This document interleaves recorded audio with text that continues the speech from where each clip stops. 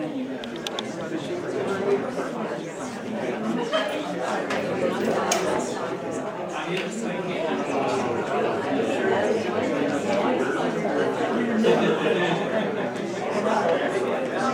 what I was going to do. Hello, welcome everybody.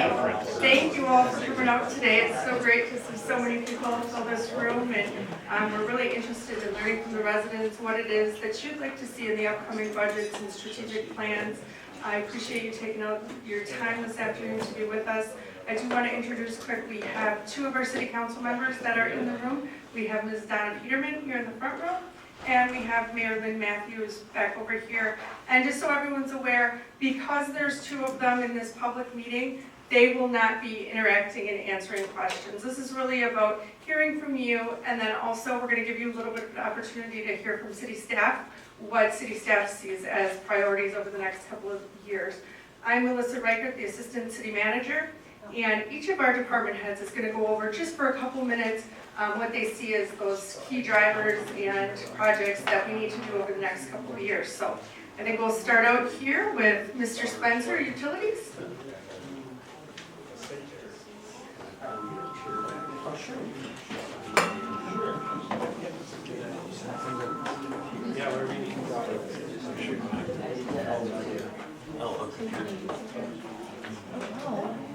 Hi there, good afternoon. I'm Tom Spencer, the Acting Utilities Director.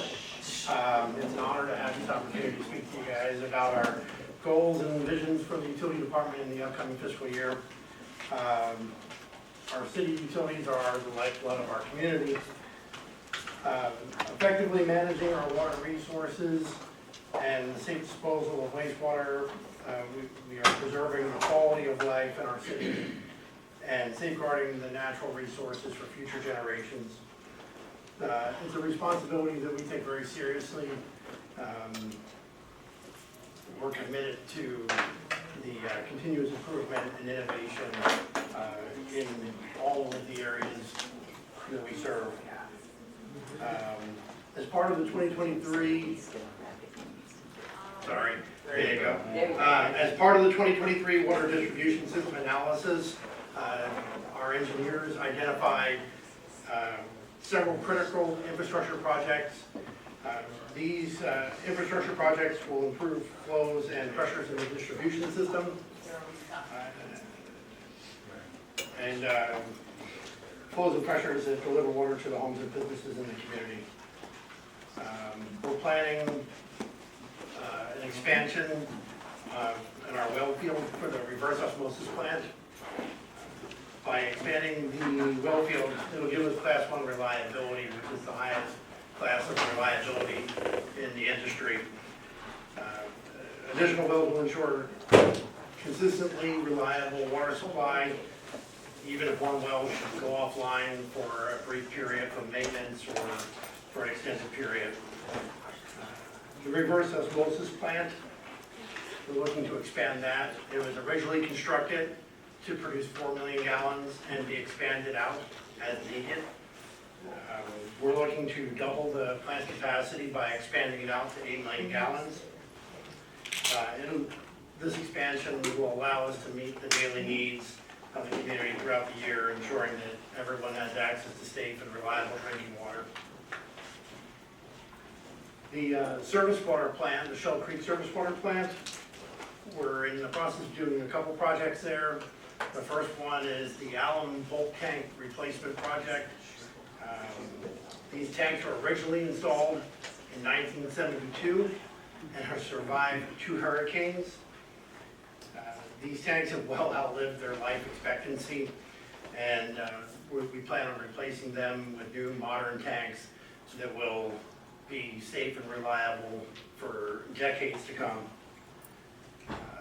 The other project that we're working on for chemicals at the water treatment plant is we're working to transition away from gaseous anhydrous ammonia to liquid ammonium sulfate. The gas system has reached the end of its useful life expectancy, and the conversion is just a safer option. It'll also give the plant staff additional flexibility in treatment. working on the wastewater treatment plant expansion. That's currently at 32% completion. I know I've provided a few pictures to go out in the information sharing and weekly highlights. To date, there's been 5,000 yards or 500 cement trucks used just for the pouring of our new bioreactor unit. It's an absolutely massive undertaking. The 3 new secondary clarifier tanks have been poured and erected, and they're nearing completion as well. The expansion improvements will enable the plant to handle the flows and meet all the regulatory requirements for their discharge as identified in the 2019 evaluation. The substantial completion for that is September of 2026, and the final completion is going to be October of 2026. The Henry Street Force Main project will be wrapping up in August. This project has replaced 1,700 linear feet of cast iron force main with new PVC. This is from the foot of the Bass Inlet Bridge to the master pumping facility and to Exuma Court. The existing gravity mains and manholes in the area that tied into that were also replaced. And it's going to bring reliability and better transmission of the wastewater down the Henry Street corridor there. While on the topic of Henry Street, the pumps at our master pump facility there were originally installed in 2002. They've also reached the end of their useful life, and we're working to upgrade these pumps. We're working to replace those along with any of the related support equipment, emergency power supply, and in the upcoming fiscal year, we hope to complete the design, the permitting, the engineering, and start the bidding for construction services. We're also working on replacing the booster pump facility generator. The master pumping facility pumps to the booster pump, which then pumps out to the wastewater plant. That generator is scheduled for replacement, and we're working on having that replaced, and that'll ensure that there's an uninterrupted conveyance of wastewater to the wastewater plant. Another big project is the septic to sewer project in the Charlotte Park area. We're actively advancing that project as part of a regional collaboration to enhance the water quality in Charlotte Harbor. In fiscal year 2025, we're going to work with the engineers to develop a preliminary design report, the scope of work, the construction plans, and bidding specs. We'll be coordinating with Charlotte County's right-of-way department, their building department, as well as with DEP and the health department for all the necessary permits. The wastewater collection system has a SCADA system that's remote control and telemetry for the entire system, for all the lift stations and the pumps throughout the system. The system that we currently have in place is no longer supported by the manufacturer, and we are working to replace that. The upgrade will give us a reliable support, improved data security, and operational efficiency. This project is funded by a grant that we've already obtained. Another project that we'd like to see brought to fruition is addressing our 1,400 fire hydrants and roughly 1,700 valves. We're looking to possibly get a contract for maintenance, testing, and exercising, and developing a plan through the future for all of the hydrants and valves. And then to complement that project, we'd like to bring on 2 technicians, one for the valves and one for the hydrants, to take over after those projects have been completed and the plans have been put in place. They collaborate with the contractors and then assume the responsibilities once the programs are established. Another thing the utility department is looking to do is add a data analyst position. That'll help with identifying trends, provide actionable insights, look at power consumption, look at outage frequencies, line breaks, and kind of identify problem areas and maybe do a little bit of predictive maintenance and predictive replacements based with the data that we are currently collecting through our GIS program. The goal with all these projects is just to ensure that we have the necessary infrastructure to keep everything running and deliver the highest quality of service in the most cost-effective manner and keep everybody healthy and safe and provide you with the best quality of services that we can.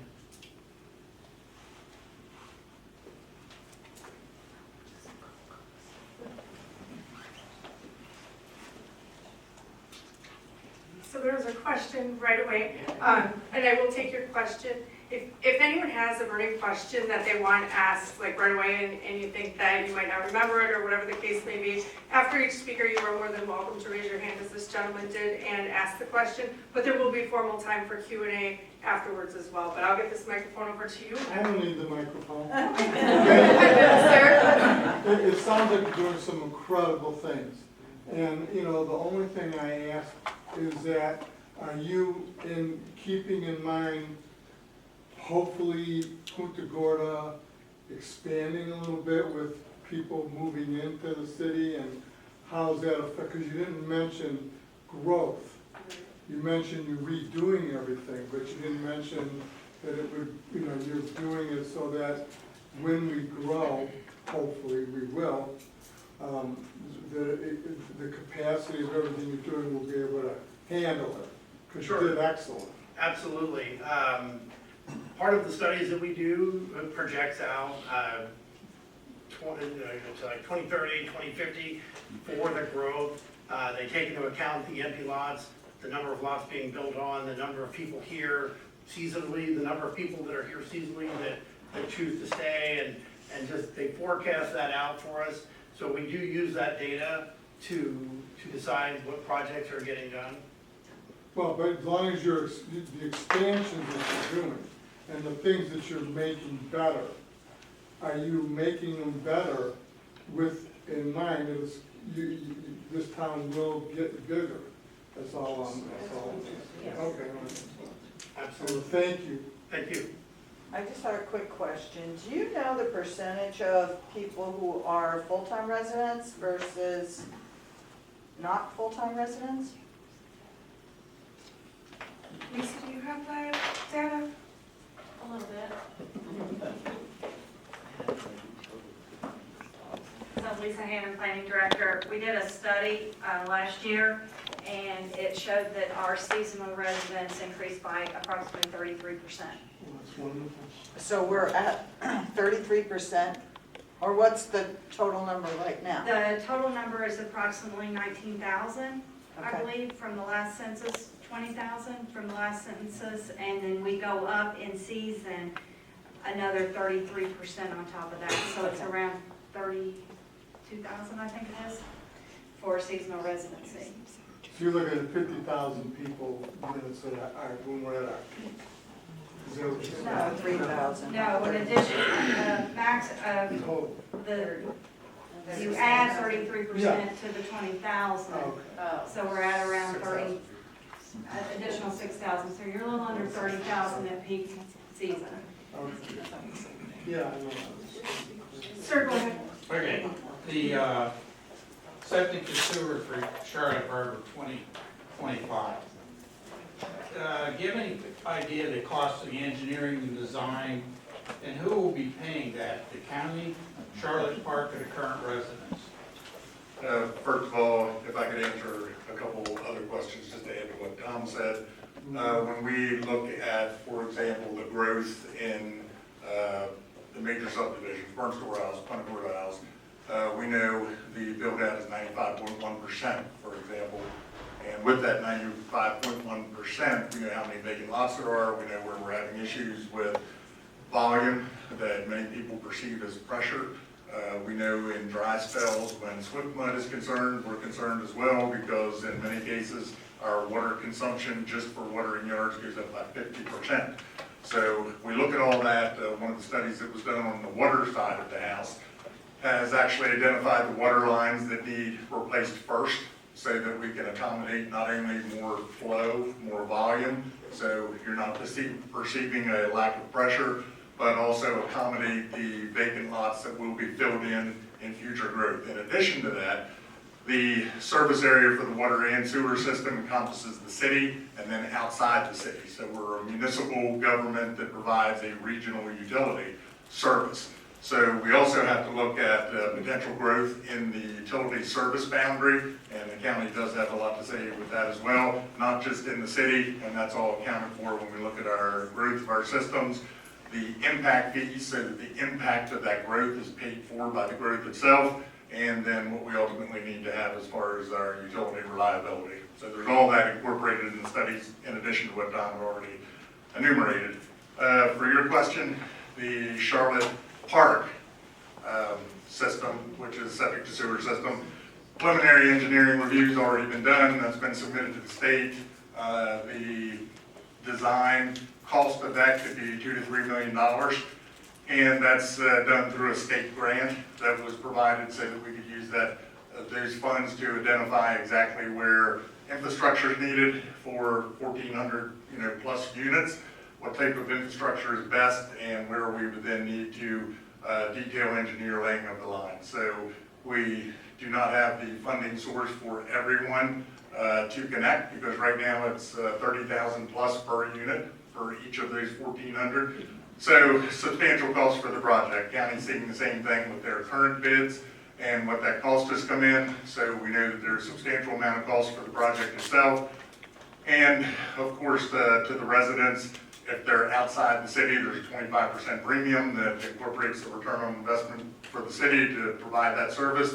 But ultimately, design, until we get to the point of construction, is paid for through grants. And at that point, then there has to be an identification as to if an assessment will be made through the commissioners, through the council, or additional grants will be secured in some fashion so that the expanded service area doesn't impact the rates negatively. It could positively, but negatively on the current users of the system.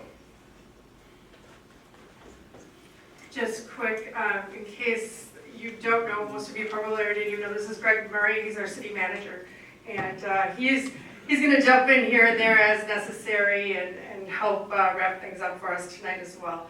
There was another question. Yeah, hi, Gene Murphy. Does that growth assumption make some assumption for further annexation? It certainly does. Annexation is one of the growth strategies for the community, so we definitely are looking at what that does to our utilities, what that does to our roads, working closely with the county and with the school system for impacts there as well.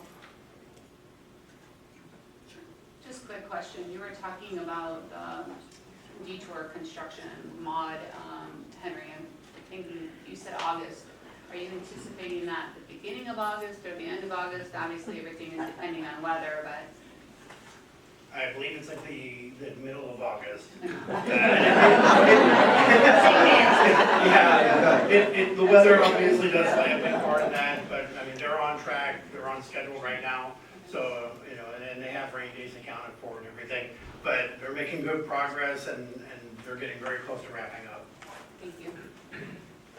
You had mentioned 3 different positions. Are they in this year's budget, or is that a future budget?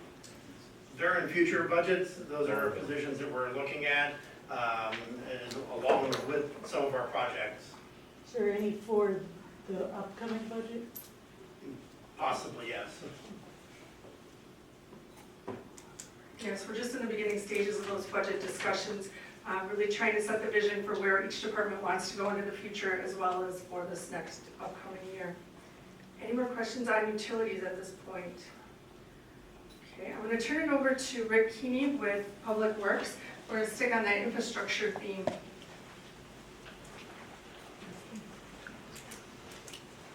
Thank you. I'm Rick Keeney, Director of Public Works, and Public Works has 8 divisions, and I'll just go through them and talk a little bit about each division.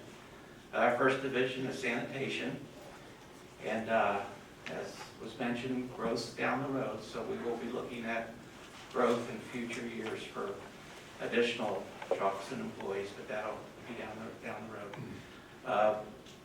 You may have noticed lately, we've had some services with the trucks. We've missed some yard waste, some pickups. It's because we had broken down garbage trucks. Well, you just purchased 3 new ones for us, and we're so happy. So that should improve. The next division is facilities, and facilities also has parks and grounds. So parks and grounds, one of the topics that have been hot is the pirate ship at the park. So the pirate ship has been taken away. We're looking at some ideas for temporary toys for the kids, if you will. Haven't come up with an answer yet, but we'll be looking at that. And the new pirate ship is in procurement, and we're going to get a new one, so we're working on that.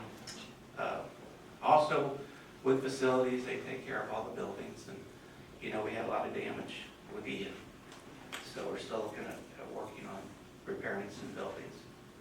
The next division we have is engineering, and they're pretty busy with a lot of different projects. So one project I thought would be interesting just to let you know about is FDOT inspects our bridges every 2 years. So you may see infrastructure throughout the United States on the news, like this bridge fell, you know. We do keep an eye on it with DOT, so it is inspected every couple of years. And then we make, DOT will prepare a report, and then we have to get any deficiencies. Another one that engineering does is our paving program, and that's going to be coming up in July. So I have a list. If anybody wants to look at it after the meeting, I'll be happy to share it with you. We have a city employee in the audience. He'll be overseeing that project, and that will start in July. So he's really anxious to get that going.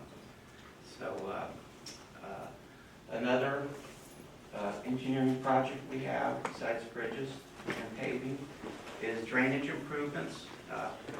Every year we do approximately 102 lots in that range. And what we do is we fix swales, any swales that have become filled in over the years, or the sod has gotten too high, and we go around and we have locations, and we do the worst of the worst. That's how we pick them.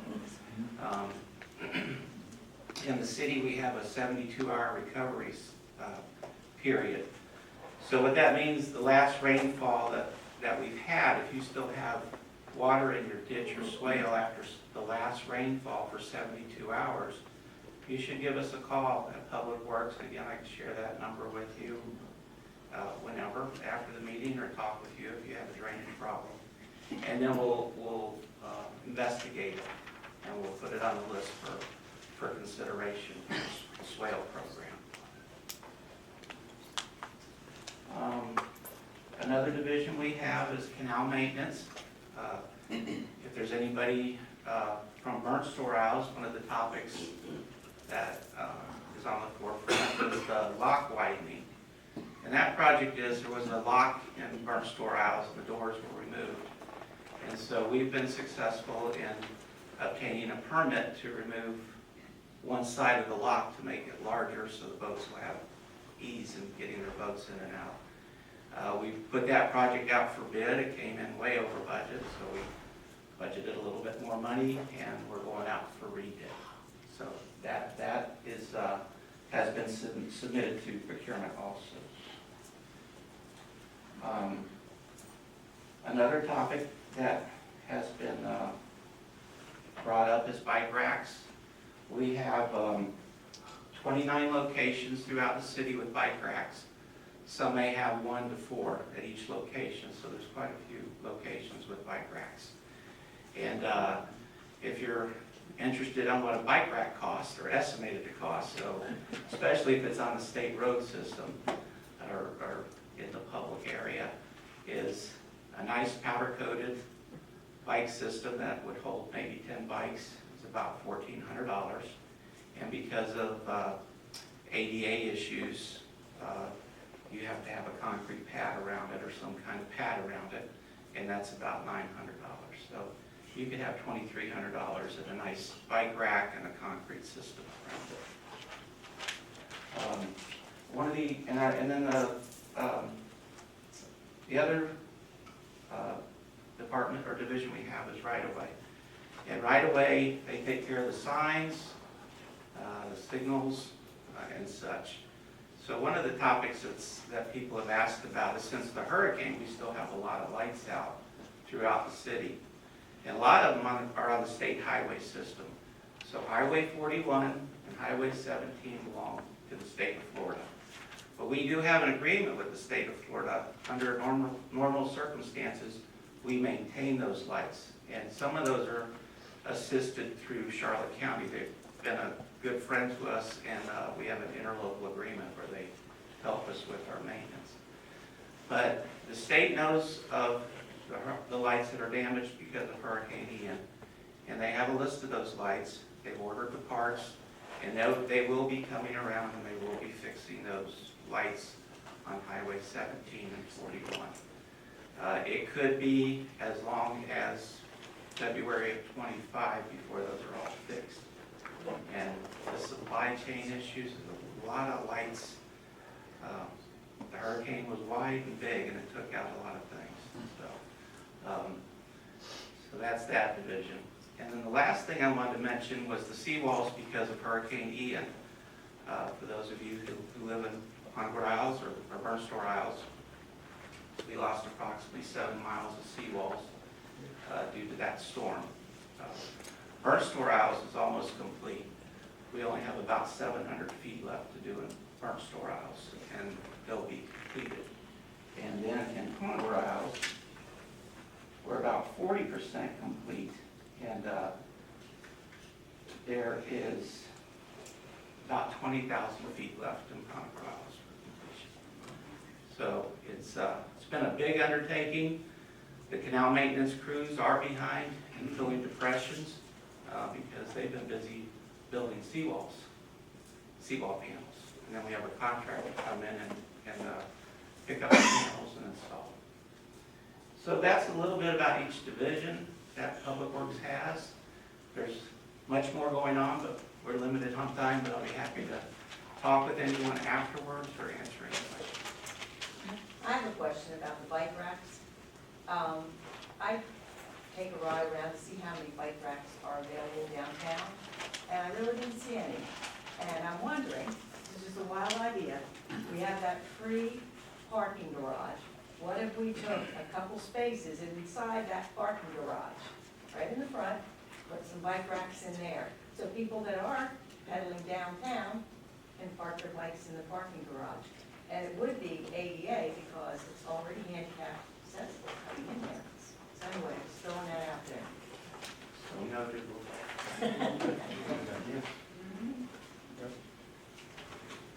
How about the elevator in the parking garage?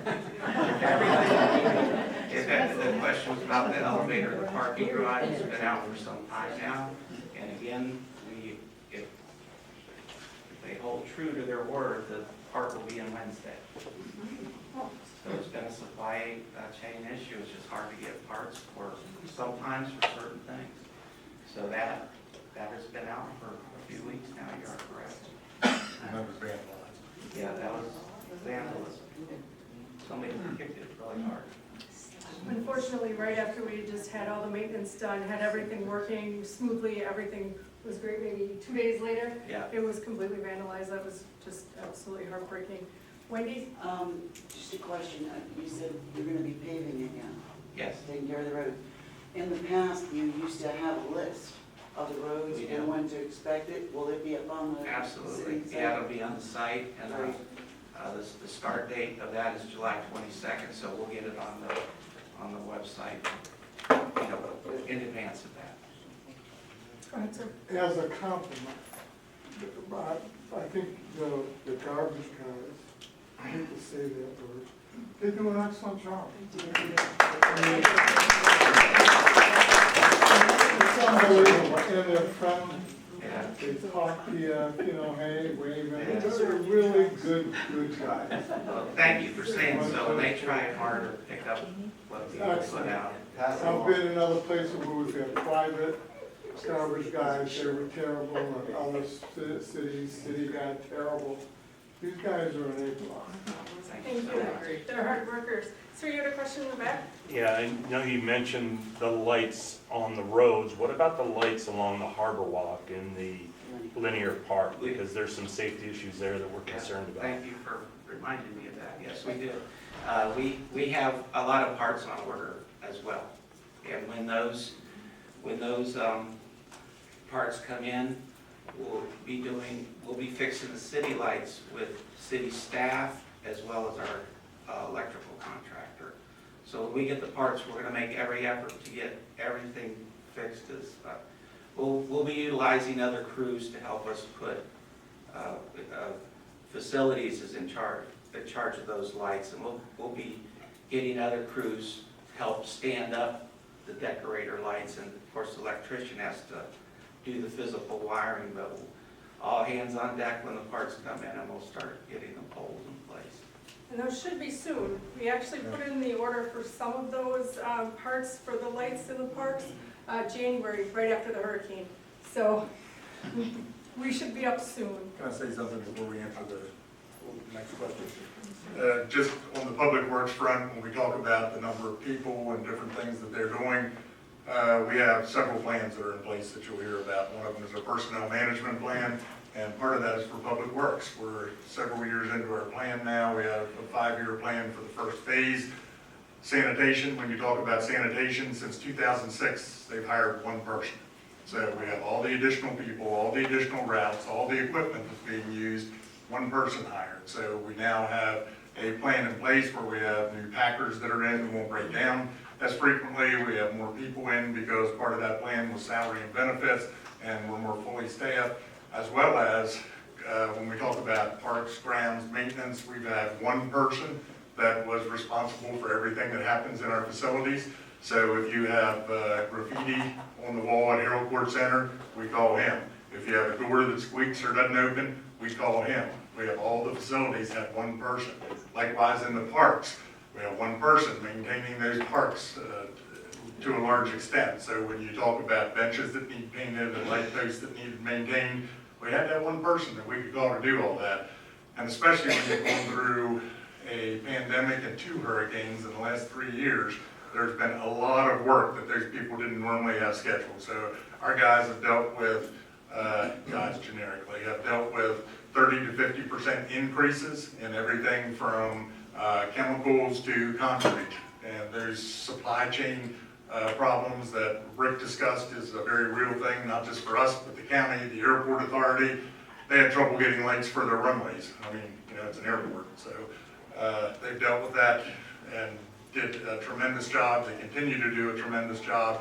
And when you see those price increases and you see those people in the street, especially when you have someone that gets up and down off a step of a packer on a garbage truck 1,000 times a day, those guys are to be commended. So we appreciate all the work that all those departments have been doing.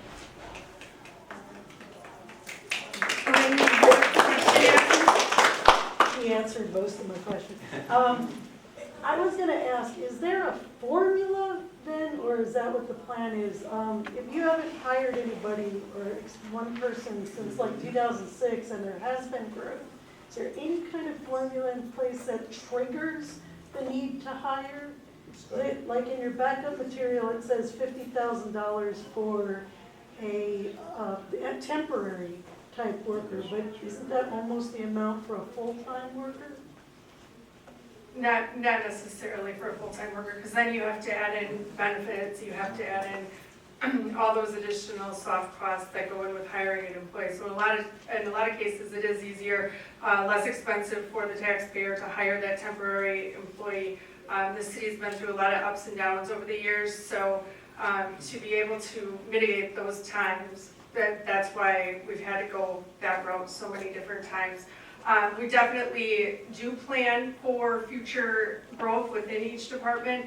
5 years ago, when Mr. Murray came in, he sat down with each of our department heads and said, take a look at what you're doing, study what you're doing, and tell me what you need to be successful. And so that's the plan that we're working right now, our 5-year staffing plan. As things come up, because things change, you didn't expect a pandemic how many years ago. We are nimble and able to shift priorities if we need to, but we definitely are working a plan for that. Those We have types of one things. for sanitation. Sanitation in this year's budget, you'll see a plan that studies the routes, studies the methods, studies the number of people we should need, and we look at our cost. Of course, our cost has been very competitive with even surrounding jurisdictions, so that is in the coming budget as far as a proposal. The gentleman that you talked about that is your go-to to fix everything, maybe, don't you need another person besides one? God forbid this guy takes a vacation and gets sick. You know our budget hearings are coming up, right? Yeah, but I mean, maybe we should have had it in the budget this year. We already had that in the budget. That's when we started with our personnel management 2 plan. years ago. We've increased since then. We have some additional ones in the plan this year as well. That's over a 5-year period. So when we originally did our taxable base, we looked at what money's available and then what are we gonna have over a 5-year period, knowing we were gonna have major increases, but then also we had major increases in cost. So with that, then we programmed in, we have to look at public safety, we have to look at everything so that we could increase those as needed, which is another reason we used a lot of temporary people in the interim. So you're right, absolutely, all of that is. Because you guys work really hard. Right, and you added a hurricane to what was normally programmed to work. It made it very difficult even to bring someone up to that level that one maintenance employee has. They were doing things that were really outside of their scope to be able to just function right after the hurricane and in the coming months. So it presented some challenges. Sure. I'm just thinking, you have Team Punta that does projects in the city, correct? Mhm. Why can't Team Punta say, okay, we're gonna do some bench painting? Why don't you look at the volunteers? And they certainly do. We meet with Team Punta Gorda monthly, and they come to us for projects. They also come up with projects on their own. But those lines of communication are definitely open. Painting of benches isn't one that's come up yet, Okay. but certainly is something to consider. And again, this isn't That off that guy. right. This isn't the only forum for suggestions. You can always email city manager at cityofpuntagorda@fl.com and give us your suggestions. Then call us up. We are willing to listen to suggestions, and we are always working with outside groups, not just city staff, to do things. If we did everything ourselves, we couldn't do it. It would cost the taxpayers way too much money. So we partner with other organizations to get things done, but that's a nice suggestion. Thank you. Gary? Yeah, let me do that. Sure. I think today we're gonna hear a lot about needs, and I don't dispute there are those needs, but there is a side, the revenue side that we need to talk about. And many of them are driven by the expansion, by the growth of Punta Gorda now and into the future. It's going to happen, it is happening. What about impact fees? Why are we not driving impact fees up to the maximum so it doesn't come out of the taxpayer's pockets? Very fair question. Actually, we do have an impact fee study underway. We cannot raise, but for the legislature, we cannot raise impact fees until we have that study done and the numbers in place. So that's a continuous process. We had just done that about, 3 years ago, 4 years ago, and now we're doing it again, and you will likely see those infrastructure fees go, the developer fees go up. Yeah, definitely. And we'll get into more of the budget piece when our finance director gets up here too. Do you have an update on the Lashley Park fishing pier and the mooring field?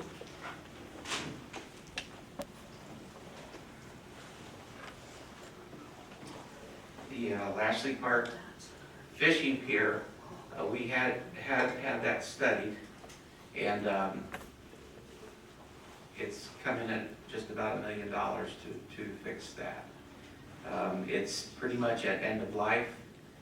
Our consultant who dove it and who inspected it His recommendation is the pilings are still good. The railing's still good, so his recommendation is take the railing off, put it aside, remove all the decking and any cross beams. But he said the pilings are still in very good shape. So with that, to redeck it, keep the pilings is right at $1 million. So it's unfunded, is my understanding. Is that right, Kristen? So it's a $1 million unfunded project. So that's where that stands. And what was the other one? Mooring field? Oh, I, is that in?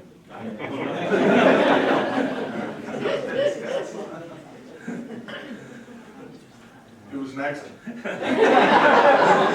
The mooring field itself, here's another one. Hans Wilson does a lot of our marine contracting work, and he was actually having trouble getting divers for a while that qualified under his requirements. And they have, they dove it now. They have the anchor marks. They're GPS locating them, and they're putting crab balls that are attached to the anchors that float way below the surface. They're not the ones you see at the top. So that then they can come back with a scope and have those balls replaced based on where the GPS locations of each anchor is. A lot of those were yanked out, blown away, so when they're replaced, that scope is currently underway. When they're replaced, the intent is to put balls in that would handle up to a 60-foot vessel.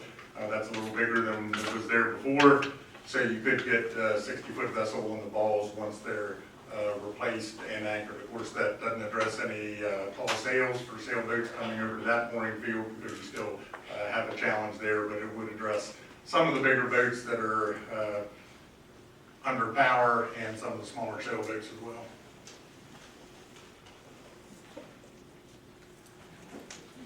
You mentioned about swale work.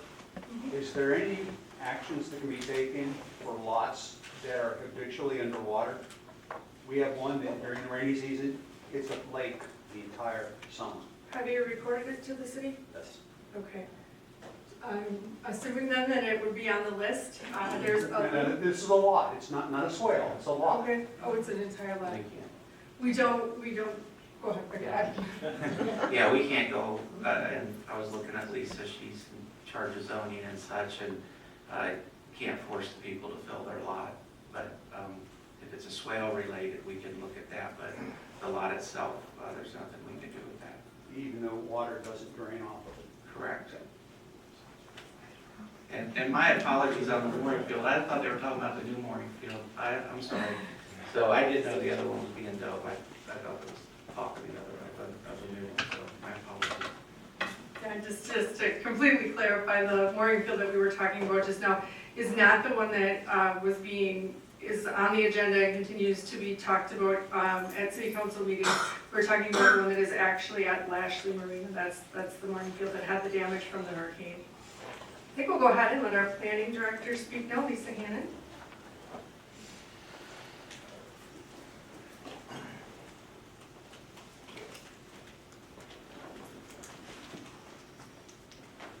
Good evening, Lisa Hannon, Planning Director. So our Urban Design Department is kind of an umbrella. We have our Planning Division, Zoning and Code Compliance, and our Building Division. And then our umbrella falls under the City Manager's purview.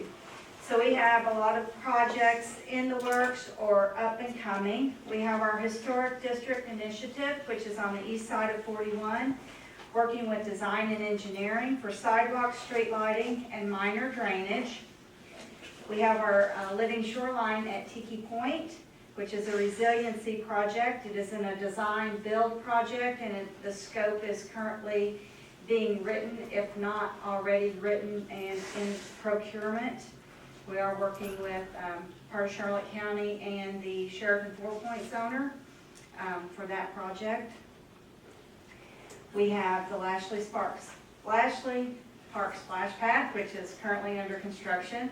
Hopeful to have that completed sometime early fall. With our building division, we are trying to implement some new software technology that will permit easier access for the residents and the contractors for scheduling online inspections. We're also trying to implement some software for digital plan review. As was stated, our department works with Team Punta Gorda and Bloom, Punta Gorda Green Thumbs, and others for year-round beautification throughout the city. I remember after a couple of the hurricanes, Team Punta Gorda jumped in and went and cleaned up Nature Park. They did a fantastic job. They did everything they could besides cutting up all the trees that were down. So we do have a good relationship with them. Our urban design, we have a staff liaison for the city to the Charlotte County Affordable Housing Advisory Council. We meet with them and help with affordable housing projects throughout the city. Our office also offers what's called Design Studio to residents and developers. We help answer questions about future development of their properties. Even if you're putting an addition on or patio or anything like that, we like to sit down and discuss with you all the ins and outs, the zoning regulations, part of the building regulations. And that's a free service that we offer twice a month. You can go online and type in Design Studio and request an appointment. We work with the Human Resources Department regarding the ADA transition plan. We do have our City Hall rehabilitation project and the AC Freeman House stabilization projects are underway. And some of our completed projects were our comprehensive plan, our award-winning comprehensive plan 2045, and the rewrite of our land development regulations, which include a form-based code for certain sections of the downtown commercial and residential districts. So we have our hands in a few little pots around the city. Questions in this? Sure. Lisa, on Jones Loop Road, the two residential developments going in now, I believe when the plan developments were approved for each one of those, it didn't show the road going out to Jones Loop Road. And now there is cross sections, two large roads there. I was wondering, where did they come from? I know they're an easement across the property, but that's it. And I'm concerned about a traffic light and everything else. Those entrances off of Jones Loop Road for Seagrass to the south and Sea Cove to the north were part of their plan development conceptual site plan that was approved, and there are easements there. Yes, they were in the plan when they came in for rezoning. Okay, because I don't recall them being there. Yes, sir, they were. Yes, ma'am. The cost of that splash pad, I understand it's about $1 million. I believe so. And with everything else we need to do with infrastructure, listening to the last two fellas, we spent $1 million on that? Just saying. It is absolutely unheard. It is an absolute balancing act. When we started that project, it was not going to be $1 million project. Costs escalated. We do hear from a large portion of the population that we don't have a lot of amenities for children. And there is a concerted effort to attract more children and families to make sure that your homes are saleable when you decide that you don't necessarily want to live in that home anymore. So we balance, what is needed for critical infrastructure and what is kind of the nice to have things. And it's typically park impact fees that are used then to fund things like the splash pad or 1% money. These are not typically general fund type projects. And if I can elaborate on that, again, as Melissa said, a lot of the funds are restricted funds. So when we have park impact fee, we can't use that to build a utility line. When we have our utility fund that's an enterprise fund, that's based on rates, not tax dollars. When we have projects that are funded through our 1% sales tax, that 1% sales tax list goes to the county commissioners. They approve a list of what projects it can be spent on. It can only be spent on those. We can't take that and decide we're going to add another project and spend it on that project if it wasn't on the approved list. So there's a lot of restricted funds. That project certainly escalated. A lot of projects have escalated in all the jurisdictions around. It's unfortunate, but we have seen in some cases 20% increase per year as projects aren't yet constructed. We just saw an engineering report that showed that over the last several years, just 2 weeks ago. So a lot of those projects that do have restricted funds are built with those funds. Other projects then, if it's general fund type projects, that money can be moved somewhat, but those For example, when it started, it was just rehabbing splash pad.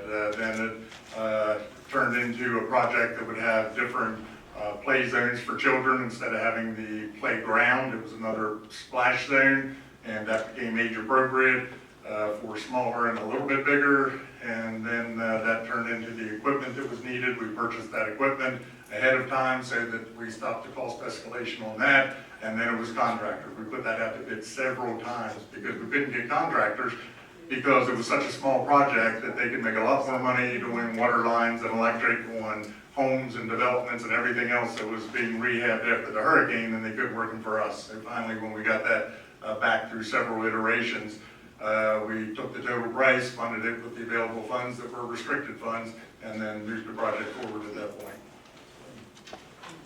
Can that eventually be a revenue maker? Because I'm assuming people who live here would not maybe have to pay, but like you visit it. If you're looking to attract people. Certainly, we don't, at this, yeah, absolutely, I see where you're going. We don't have a Parks and Recreation department at this point in time, and I have seen that done, of course, in other municipalities. It is something that we will add to our list and appreciate ideas like that. Certainly, I could see potentially maybe renting it out on occasion to a school group, and there might be a fee for that, as there is for our pavilions or something like that. We definitely take note of that idea. At what point do you say it's not worth it, let's just can the whole project? Right. Well, that happens quite a bit.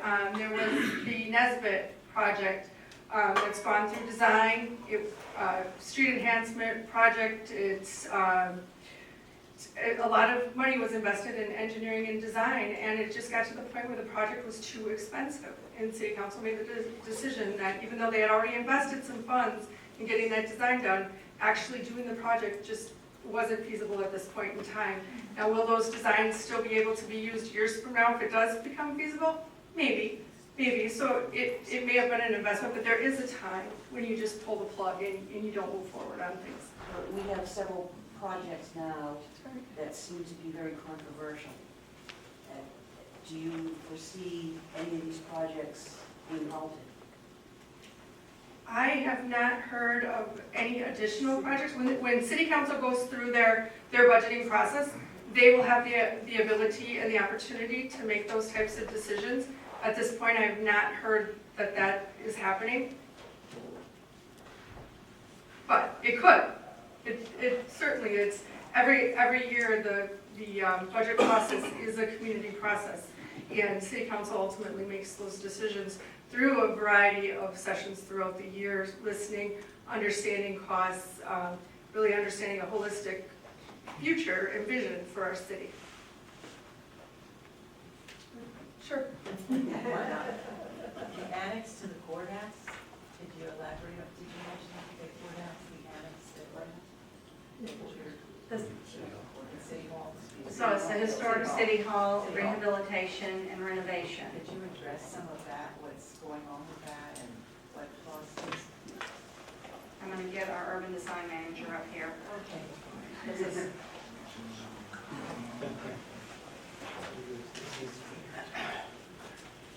All right, so Mitchell Lawson, urban design manager, responsible for long-range planning and capital project planning and design processes.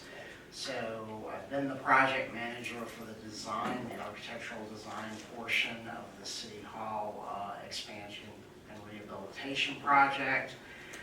That design process was completed at the end of last year, and we've been in the process through this point this year of getting the actual construction portion bid out. We have a construction manager at risk who will be delivering to us a guaranteed maximum price to City Council for them to make a decision about moving forward with the actual construction project.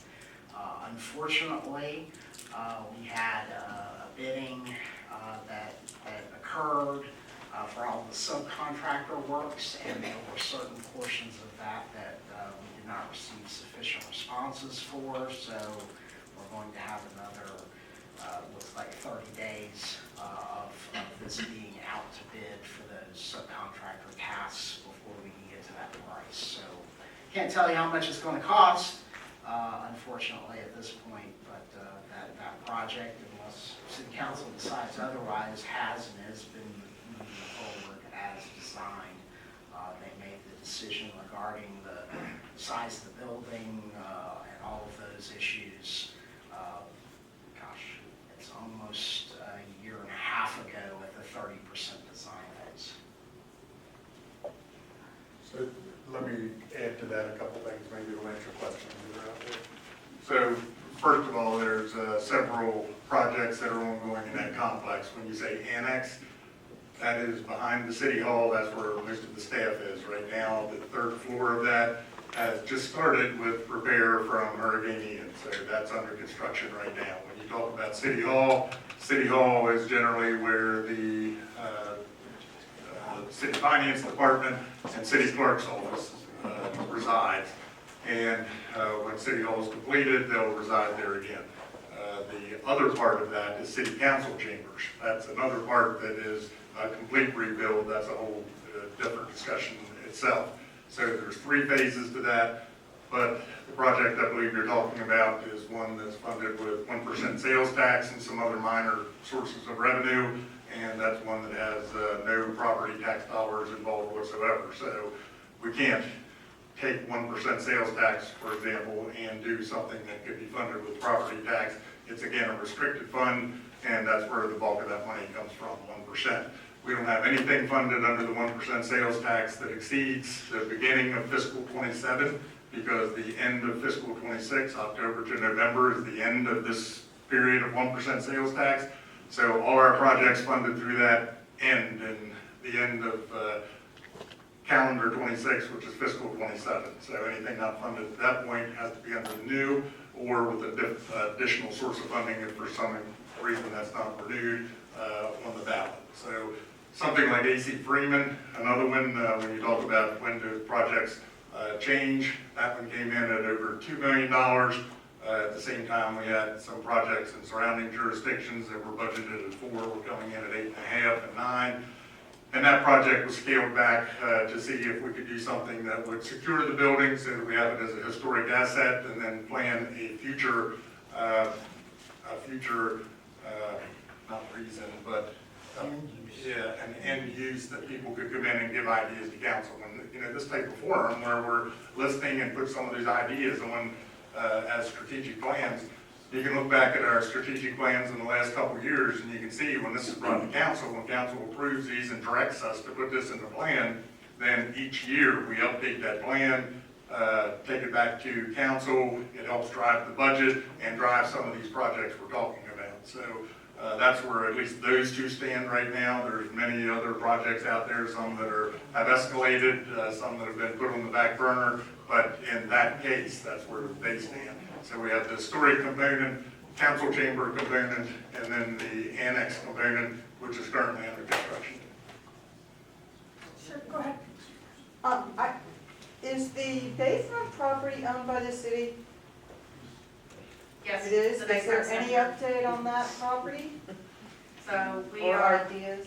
so it is damaged more than the 50%. We're working with FEMA to get finalization on where, when we can start demolishing it. I believe the scope of work, it's been put out, I don't know if it's been put out for bid, but if it hasn't, it will be shortly. Is there an asbestos issue with that building? And those Yes. buildings? 'Cause, you know, I have to tell you, it's just a complete eyesore. Yes. It's awful. The building itself, of course, is going through several iterations over the years, and there was components that we have removed there so they could be restored and used as historic artifacts. But the building itself was evaluated right after Ian, and then it's been evaluated several months ago again. Both evaluations by independent contractors that FEMA required came in the same. They both came in within several $1,000s of the restoration cost if we were to rebuild it the way it sat prior to Ian. The FEMA 50% rule, of course, came into play because it was 142%, so a little bit over 50. But we'd already done the asbestos study on that was required, and of course that has to be remediated at the same time the building is raised. So we have a contractor, we have a bid that's ready to go. FEMA has asked that it be done, but go through the administrative process before they obligate the money, and that's where it is right now. FEMA said yes, we're waiting for administrative approval. When would the wrecking ball really go, be taken to these buildings, I mean, at the end of the day, that's really, Punta Gorda is a beautiful place. Yep. But you got a lot of eyesores. Yep, we do. And when will the wrecking ball really be taken? We've had 2 hurricanes, and we've had a lot of work that had to be done. And we can't, even though the hurricane's been, 20 months ago, we can't just go in and do it unless we're going to take all that money we've talked about that's in the general fund and take all those reserves and do it on our own dime. If we want to wait so that we're sure that we're reimbursed for the full cost, the delta between insurance and what FEMA will provide, then we have to wait for that to happen. So right now, that's probably in the 60-day range when we'll actually see something that will occur with Bayfront. I just out of interest, Yeah, what they're the same people. in Bayfront, what materials are asbestos containing? A lot of it was tile and mastic. Oh, so Those on the it's floors. non-friable, it's just Right, the it's floor. non-friable, it's floor, but it has to be removed, of course, because if not, it'll become friable when it's removed, it's not properly done. Okay, great, thanks. I just want to know, is there an update on that Hurricane Charles? There's 9 by 9s. Talk about an eyesore. Okay, so the City of Punta Gorda code compliance, we have active code cases on that. We're requiring them to demolish it. We have a demolition permit in-house.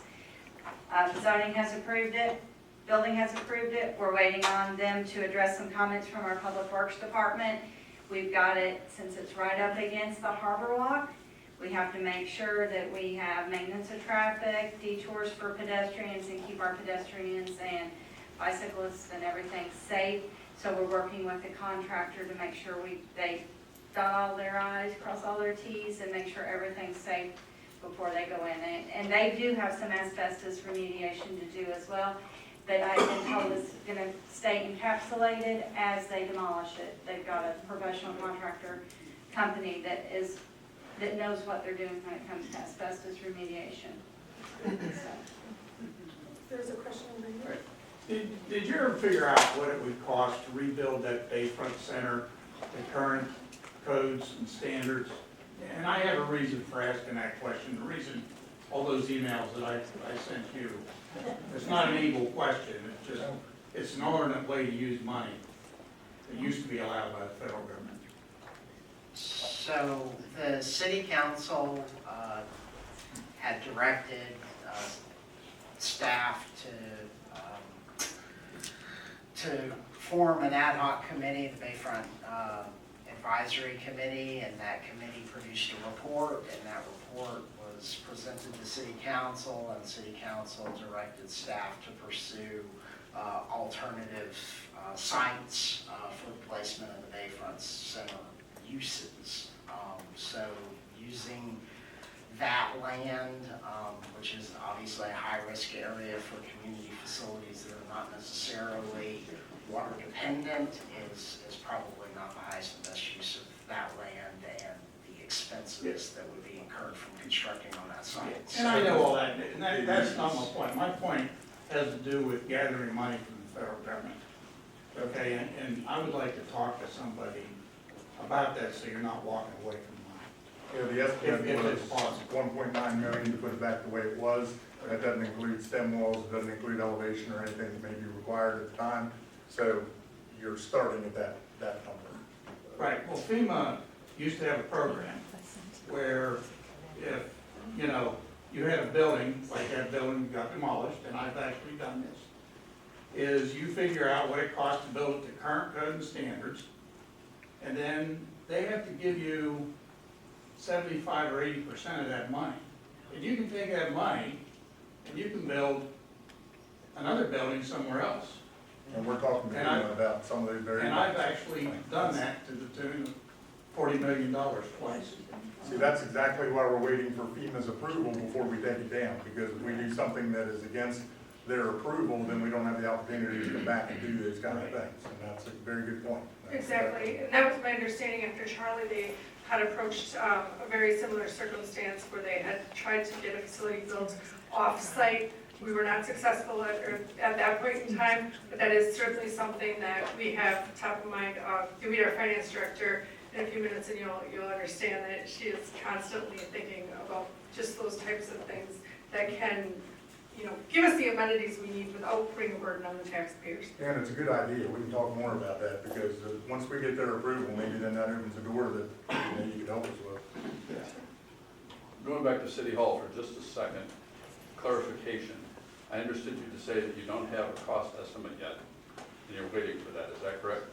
So we do have a cost estimate for what the building will cost to construct. What we're waiting on right now is what's called a guaranteed maximum price. So the city has engaged the services of a construction manager at risk to actually build the building and manage the construction project of building the building. So at this stage, they are getting bids for the subcontracting work, for all of the components that are required to actually build the building. Once that is done and meets our requirements as a local government, then that construction manager at risk, which is Christel Construction of Fort Myers, they will provide to the city a price. That price is the maximum cost that will be charged for the building, assuming no change orders initiated by the client, the city, for the construction of the building. So that is what we're waiting on right now, is that final dollar amount. Okay, and my question is, if that final dollar amount comes in too high, the city council still have the opportunity to scale back what they want to do and do a lesser project? And spend less money? City council has the ability to do whatever they want to do. There are some cost implications with scaling back the project, however. Okay, good. That's, Yeah. yes is good. Yeah. Thank So, you. Thank you. yeah, the cost implications are related to changes in the Florida building code. Did you mention that you're over code enforcement too? Yes, sir. All right, so if somebody was fined for a code enforcement violation and they don't pay it, what can you do to them? Can you put a lien on their house? Yes, sir. Or can you legally fine them for not paying a fine? So what we do is you get a lien on the property. Say we have a property, we've had a couple out there, like 56 Ocean Drive. They had some roof issues. They did not come into compliance. The Code Enforcement Board issues an order, gives them sufficient time to bring the property into compliance. They don't do so. We bring them back for a penalty hearing. Then they can assess a penalty up to, for a first violation, up to $250 a day. Most of the time they do like $25 a day, $50 a day. Those continue to run until the property is brought into compliance, and then they are recorded as a lien on the property. All right, so the example is, so my ticket for free speech was not something I had to fix. I got the ticket, I got fined, I didn't pay it because I was suing you guys in federal court and state court, so I didn't pay it. So all the other fines, you put a lien on my house, but then I'm still trying to find out, nobody will give me the law, the statute, ordinance that gave you the right to pull me back into code enforcement court to fine me for not paying a fine, which is double jeopardy from everything that we're researching. I don't have my code in front of me, so I'm not gonna provide an answer that's gonna be incorrect. So you're gonna have to give me the ability to look it up, and I can send you an email this week on that. And I believe those liens were released. I'll have to go back and check, but I do believe those liens were released for years. Those were extinguished and released. Correct, but what was weird is, like I said, even Rutherford Institute, law firm out of Washington DC, wants to pick it up because, again, you can't fine somebody for not paying a fine.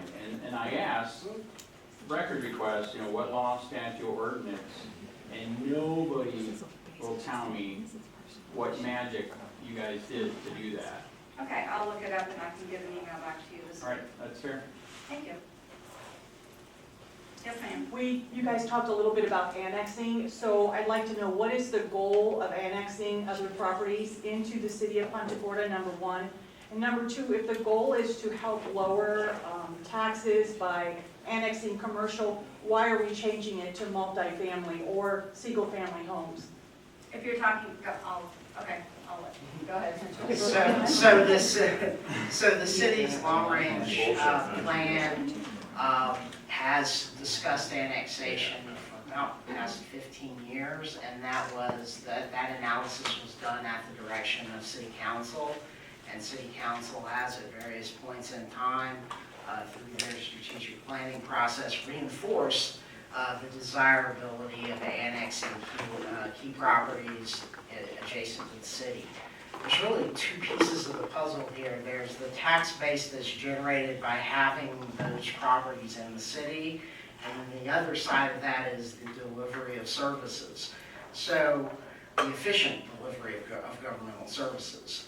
Particularly on the public safety end, police and fire, we respond outside of our jurisdiction all the time because the mutual aid calls, there are places that we, the city, can get to faster than Charlotte County. And we can help address the situation until Charlotte County Public Safety arrives.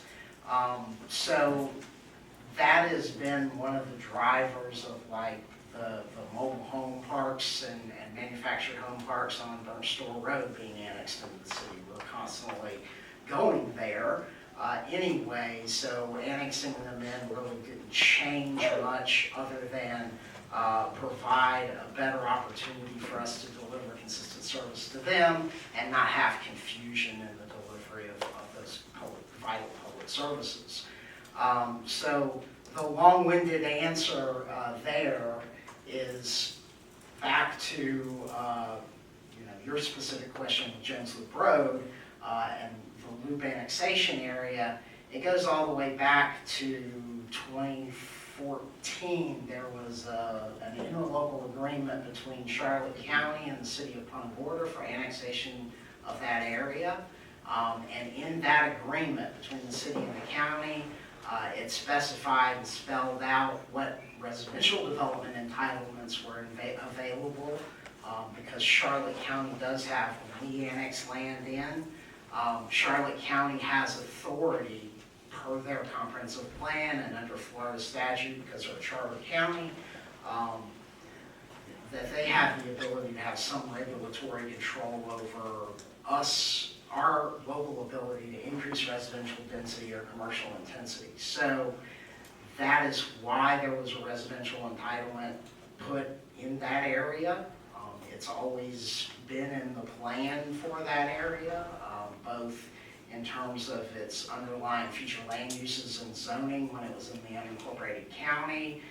In the early aughts, there was what's called a development of regional impact, which was approved by Charlotte County and the regional planning agency for Southwest Florida that included residential as well as substantial commercial components. So what we're seeing come to fruition in those residential areas is what's been planned for at least 25 years, if not longer. So our comprehensive plan was really, it mentioned a bazillion times that we want to prevent urban sprawl, and that's just my question is, if we're annexing and we're putting in more single-family homes, aren't we creating urban sprawl? And then we're changing commercial properties in downtown to mainly, residential multifamily. So it's just concerning, I think, for a lot of people out there that we're changing our commercial properties to single-family homes, and it does end up costing us money as taxpayers. So, I'm as a planner, I've been a professional planner for 21 years now. I'm not a huge fan of suburban sprawl. It's very expensive from a public infrastructure standpoint to build and maintain. So the reality is there are entitlements, there are private property rights that are on the ground that have been vested for decades and decades and decades. And in Florida, it's very difficult to take those away unless you're going to buy them. So they get developed. In terms of Jones Loop Road, that was really driven by City Council's desire to have that area annexed in. and they've been focused on retaining commercial, as much commercial as possible in the development of that property, and that is what has occurred. What's left for commercial development there has the carrying capacity of basically 2 burnt store aisles, shopping centers, all inclusive, Publix plus Home Depot, plus all the out parcels. You can build that twice over on what's left in the Jones Loop Road corridor. So there's plenty of commercial capacity there. There's just not commercial demand because there aren't enough residential, there aren't enough rooftops, as they say in the trade, to support that level of commercial. There's not enough income. So in addition to that, I worked under a governor that his mission in life was to make everything miserable, because if you didn't do things by the traditional definition of smart growth, you got no money. So smart growth is you put your highest density where you have your major infrastructure, and then you build out from there. Typically, when you're talking about residential sprawl, inside a corporate boundary is not considered residential sprawl, although in some cases you would prefer to see more commercial as you move from city center, mixed-use residential to commercial on the outskirts of the city. So when you get to the outskirts, though, when we get to some places, annexation can be beneficial if indeed you need to have a piece of property that just gets you to the next big piece that already has commercial development there. And for example, a lot of times, depending on the commercial, the tax base is sometimes not near as great as if you did have annexation with residential properties, but then again, the services demand typically is not as great too. So given that, and given the diversity of the evaluation, depending on where you are, what it is, and what you want to see in that area, the city has an ordinance that allows us to provide services outside the city as a municipal provider that's providing those services to growth in other areas. Now, in order to do that, it has to benefit the city, meaning that they have to sign an agreement that says we'll agree to annexation when we become contiguous, if indeed the city wants us, if you provide those services as a municipal provider. So with that caveat, anytime we become contiguous to any property, city council has the opportunity to look at that property and say, you know what, this is going to cost us a lot more services than it's worth, and the money we're going to recover for it. Or in some cases, as Mitchell said, we already provide those services, but we get no money for it, so we're not going to increase our service level, but we're going to get now money to help fund those services. And we can do that by taking that to council, having public hearings on every single annexation as it goes.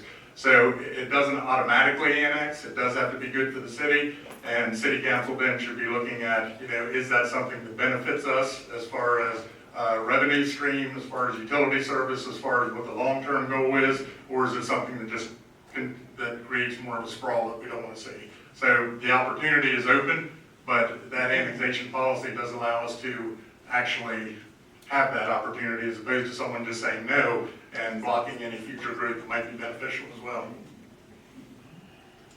Greg, what you talked about there with the agreement, if they get our water services and our sanitary services, that they agree to annex in if we become contiguous to them. That's correct. How come we don't have that JSN building on Taylor Road or the truck stop, which are adjacent properties, as part of the city? Because those agreements were put in place in 2018 and they weren't implemented until 2022 when we looked at all the ordinances when I came here and said, why aren't we enforcing that? Okay. That's exactly why. Any additional questions on this topic? I'm going to go ahead and go to Captain Nara. You want to give us a police update, please? Your plans for this next year and coming years? Like downtown parking as well. That was. Yep. Good afternoon, Captain Nara, Gorda Police Department. As we've been talking a lot about staffing over the next several years, and what we're hoping to be able to get our 3 sworn officers. This will give us another lieutenant position to oversee specialized units. Right now, we currently have 1 lieutenant that oversees community services, school resource officers, and the specialized teams, and it's just getting to be too much for him to take care of. We'd like to get a 2nd Marine officer and a designated traffic officer. We're looking to get a police cadet position with staffing issues. The times where lateral transfers or getting certified people, they're dwindling, and we're starting to have to sponsor more and more officers to the academy. The academy's 6 months long, and then our field training program is 4 months long. So you don't see a return on your investment for a year. So we're hoping to get a cadet, police cadet position. That way we'll always have someone cycling in to help with staffing shortage. And then I'd like to add a senior public safety dispatcher position. We plan on continuing with several programs, the advisory councils, the annual Youth Public Safety Academy, which we just finished, and our Family Fun Day. We also like to implement in this next year a Public Safety Citizens Academy. It's going to be for residents of the city, and it's basically going to be 3 hours a week for 4 weeks, and we'll team up with the fire department, and you'll be able to learn in depth what services you're receiving as a resident of the city from public safety. You'll see a lot of what we do, what it entails to conduct a scam investigation. You wonder why an officer's tied up on it for 2.5, 3 hours. You'll wonder why.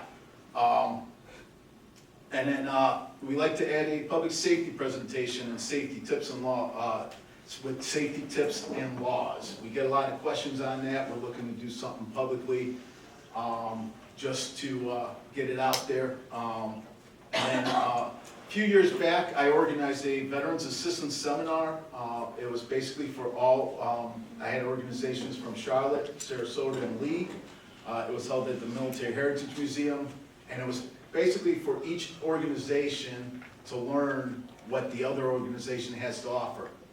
A lot of veterans we come in contact with that are in crisis aren't getting the proper assistance that they need. They're being sent to one facility, and they're like, we don't do that, you have to go to the next facility.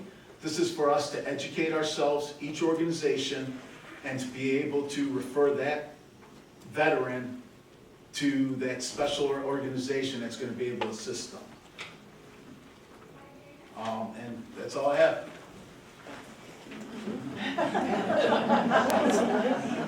First. Okay, you went up first. All right, yeah, since all this insanity and war on free speech for a couple of years, have you guys finally had training on civil rights and free speech, or nothing? Norm, let me answer that. There's really no answer to that because we don't have a war on free speech. Yes, you did. So, next question. Yes, do you believe you have enough police officers in your, for Punta Gorda? And if you do, that's great, but if you don't, how is that being addressed? Well, I will tell you, city manager, Mr. Murray, and city council have really dove into it. When I came here in 2019, we were lacking officers. And over the last couple of years, city council has approved several more positions. But we're playing from behind. And you can't just say, okay, come up, we need 20 positions. When I came here, we had 5 officers on a squad with a 4-officer minimum. We still have that. And full-time residents have increased from 2009, probably 5,000, I would say at least.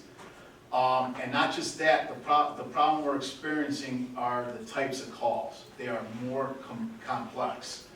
Like I said, a scam call, it's not just show up, take a brief narrative, type it down and send it through. We have to sit there and collect all this information. It's got to get entered into evidence. Our officers, because we recently added a 5th detective, and one of them is a supervisor who's supposed to be running the unit, not working cases. Officers are expected to do a little more digging as an initial investigation, do more thorough. So they're tied up for a while. And then, so we have added 4 officers, and we have probably, then we got 3 right now that are, 4 right now that are in training. So you'll be seeing them, they're on the road, they're in FTO process. We have 1 in the academy. So as they're coming out, we're gonna be filling those positions. The school board also gave us a 7th position, which is paid for by them. So now the corporal can supervise the schools. He could go from each school to ensure all those safety things, the Knox boxes, the hold-up alarms, make sure all that is working properly. So God forbid there is an incident at a school, we'll be well prepared. So we'll still have 2 at the high school, 2 at the middle school, 1 SRO at Baker and 1 SRO at Sally. And then the corporal would be going around as needed. Sometimes, I will tell you, SRO is, a school resource officer is not really the position to be in right now. We've had 2 officers at the middle school that were so busy, we had to send other officers there to help with other calls. And then other times, it's a complexity of the calls. There is nothing simple. When I started this career 26 years ago, it was so simple. And now just the manner of calls, it's a complexity of it, and it really takes time. And the school board does pay for a lot of that. Yes, the school board is paying for that person, it's not coming out of taxpayers. Are you growing to the same degree? At the beginning of the meeting, we talked, we were told about the growth of Punta Gorda. Are you growing to that same percentage? Well, with what's been allowed, yes, we are growing. To that We are same growing. percentage? Right. Which is- As far as I believe, yes, but we have no fluff. So it's kind of hard to explain. We have no fluff to where, officers go on FMLA leave, an officer gets injured. We have no fluff really, and it's hard for road officers to dedicate the time to conduct traffic enforcement. You'll see our guys out there as a squad sometimes on Burnstow Road, but they're only out there for an hour in the morning because next you know, here comes call for service after call for service. So by getting that traffic enforcement officer, they're gonna be, that's their sole job. Go sit on Burnstow Road, go sit on that Fiesta, go handle all these speeding complaints.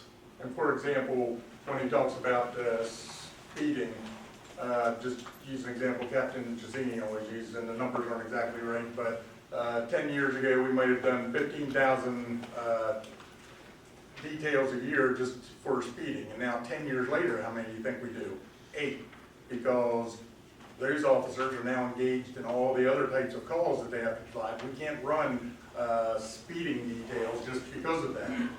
28 years ago, when Captain Chisini was hired, we had 1 Marine officer. Of course, now we have 55 miles of canal, we have half the harbor, we have all the issues.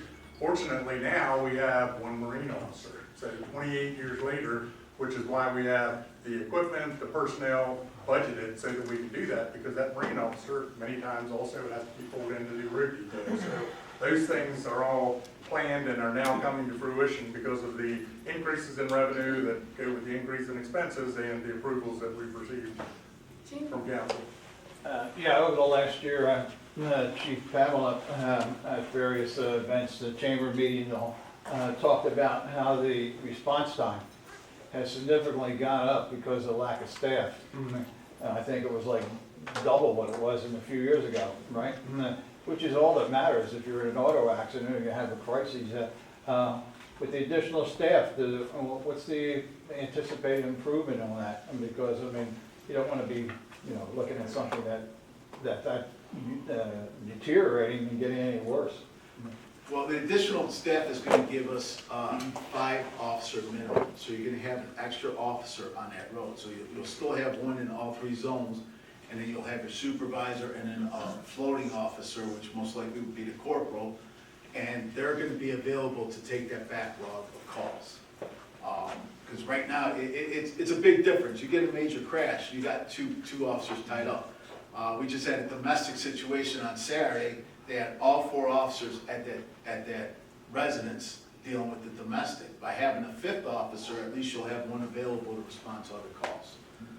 So it will alleviate that. And I rest assure you that the crashes and the serious calls for service, that's not where our response time is going down. It's, the phone calls, people calling in, well, officers are all tied up. If there is a crash with an injury, it's, you know, our officers are trained, if they're at a non-urgent call, a non-emergency call, they're just trained to, hey, please explain to the citizen, you know, I'm sorry, I'll be right back. You know, we're gonna go to life-threatening situations, to be there. So, we're still responding pretty quick. What's your major issue or problem with retention? Well, there were two things which have gotten recently fixed. We were at a 20-year pension. We went, it was changed years ago to 25. That was a selling point. That was a selling point for me for coming down here. And we're currently in the process of, I believe the second reading is at the next city council meeting, and salaries, which the city manager and city council have addressed. So I don't, you know, over the last 2 years, that's what we've lost people to. We lost them to Northport, we lost them to Sarasota, and Fort Myers. One went to the DEA, one went to the private sector, go work for Progressive and make more money, working from home. So that stuff has been addressed. I will tell you, the morale of the police department has skyrocketed. Everyone's happy. So, you know, we have selling points. You know, it's hard to sell yourself when, say, you know, come work here, you're gonna make X amount of dollars less. You're gonna have to, you know, make this, you know, work the same amount of years, where now we have a lot of selling points that's gonna make our police department attractive again. And I know I spoke to one of the officers who left, and now he's regretting leaving. So your salaries are now competitive with Northport and Venice and Sarasota? Well, Sarasota County, it's kind of hard to compete with them. You know, everybody's competing with them. But we are competitive now. We are competitive to the sheriff's office. We are competitive to Northport. And then when you add in, like I said, that 20-year pension, that's, you know, that's a giveaway right there. Thank you. Are you looking at building a new building? And where? Well, that would be a good question for Chief Holden. He's been spearheading this with Chief Davis, but it is in, I believe, in the very beginning stages, so I don't know how much information we have. Sorry. A yes, no answer is fine. Chief Gibbs, I'm the fire chief. We're looking into that. It would be a combination, new police headquarters along with an EOC, Emergency Operations Center. Looking at potential for different properties, what would fit best. Also looking to see, you know, something that's not necessarily in the red zone, you know, in that storm surge component. So right now, all three of my fire stations, including the public safety building, you know, if we get a storm surge that's projected for, you know, greater than 8 feet, prior to the storm hitting Punta Gorda, we have to evacuate our personnel and our equipment to higher ground. So that is being looked at. We're still in that very, very beginning stage of, hey, where's the best place to go? And then, you know, what's it going to cost? So we're doing a needs-based study to find all that out. All right, thank you. Yeah, as a newcomer, I'm not that familiar with the difference between your organization and a sheriff, but I see the sheriff all the time. So what is the difference between the two, what their job scope? There really is no difference. They just serve non-incorporated areas. They are obviously a bigger entity. So like, we don't have a SWAT team, but we have one officer assigned to the joint SWAT team with the sheriff's office, and we have 2 more slots. We're going to fill those as these younger officers come off training and get the amount of time on the job that's necessary to be able to become a SWAT member. But we have our own dive team. I mean, we do the exact same jobs as they do. They just have more, whereas they have a dedicated narcotics unit, our detectives do that.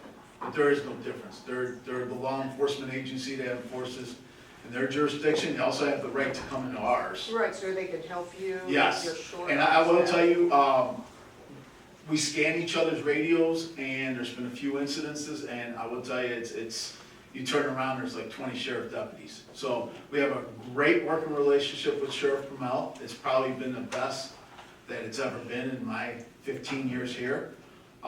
Anything we need, they're always willing to assist. We had a narcotics search warrant on San Marie, and he sent us over 11 of his narcotics units to assist our officers in executing that search warrant. So we work well together. We meet all the time. We ensure that we are on the same page. Go ahead. Yeah, why did you ban comments on your Facebook page? You don't allow comments on your police Facebook page. Say when? Yeah, why? Why did you do that?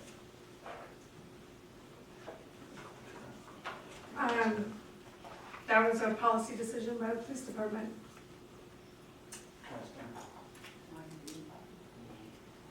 So we have been talking a lot about collaboration, and we have that both with the sheriff's department, we also have that with EMS. So I'm going to turn it over to Chief Gibbs to talk about the plans for the fire department in the coming months, years. Okay, so I would normally be dressed like this. I was going to wear my Class A's, but I came straight from a fire right to this meeting. So we have an automatic aid agreement with Charlotte County Fire Rescue. And on any structure fire that we have, they provide us with 2 engines and a rescue. And when I say rescue, I mean an ambulance. And we use that ambulance initially on scene as a way to rehab our guys as they're going in and coming out after 20, 30 minutes of hard work, sweating, getting that gear off, and trying to recuperate before we put them right back in. If we're on a commercial fire, they actually send us 2 engines, a rescue, and another ladder truck. So we have that agreement, and it's automatic. So that happened today. We had a big residential fire down on Almar. I'm sure you guys are probably going to see it on the news tonight. Winds out there. That home's a total loss. So I feel for the family. My heart goes out to them, but they are safe. So one of the things that you're going to see us looking for in the future, we've got a couple things in the works right now. We've got our training structure that we got a grant from the state to fund the majority of that structure so that our guys can receive additional training. It's going to be located at our old Station 2, which we call our training center now, down by Home Depot, kind of down behind it. So we're probably 70% through that process. We've got, actually the structure's already been built. It's going to be like 3 different Connex boxes stacked on top of each other, and it's got a tower on one end so we can do high angle rescue, rappelling, we can do search, overhaul, we can cut into roofs, simulate all these different things. It's got door props and all these good things for our guys to train with. And we're going to share that with PD. So a lot of things that we do, we share with our police department, and vice versa, they share with us. So it's going to allow them to go in and work on like clearing rooms or breaching doors and all those things as well.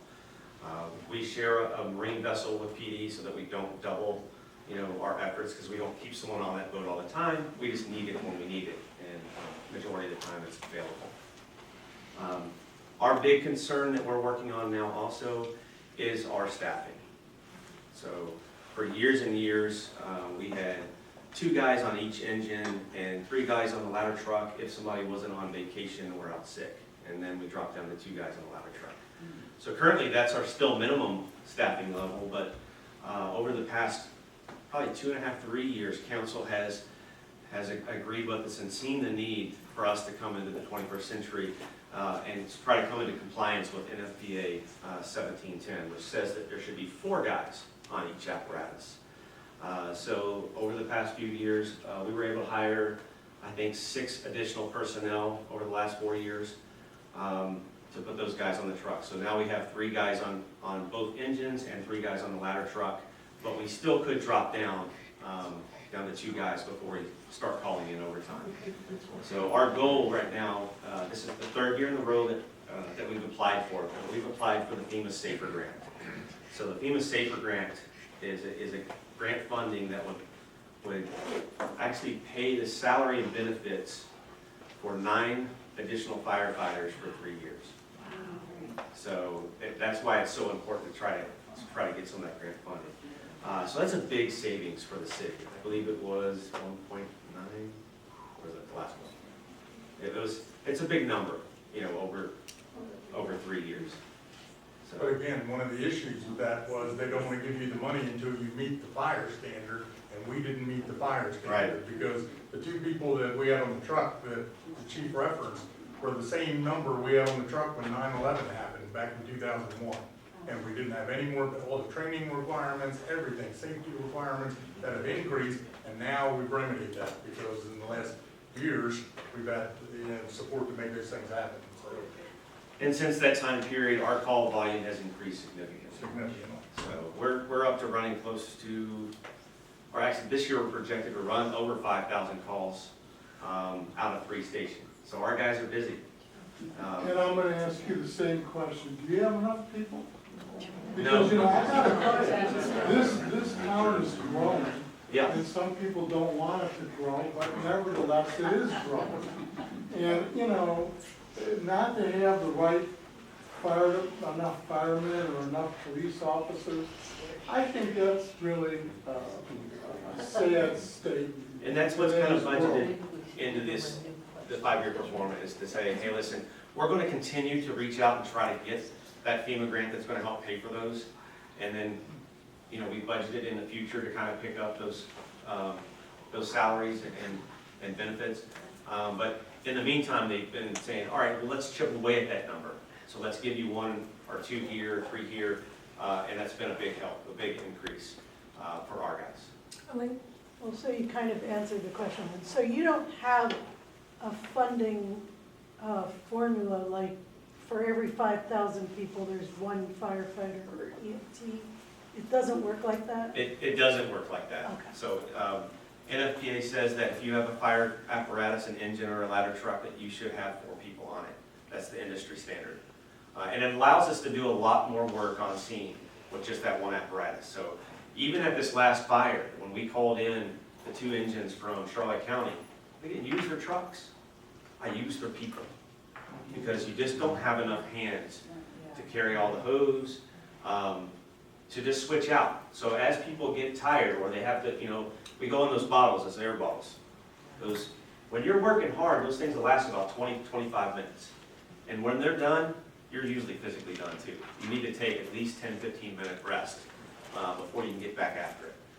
And in the past, we just had to do it. We had to push through it, throw another air bottle on, and go right back in.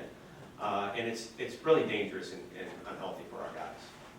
So the grant's going to help a lot if we can obtain it. So, but I'm very thankful to council and Greg for getting us the 6 that we've gotten here recently. I think we'll continue down that human resources type vein, talking about personnel. So, Mr. Payne, if you could come up and talk a little bit about our human resources going in the next couple of years here in the city. And talk fast, please.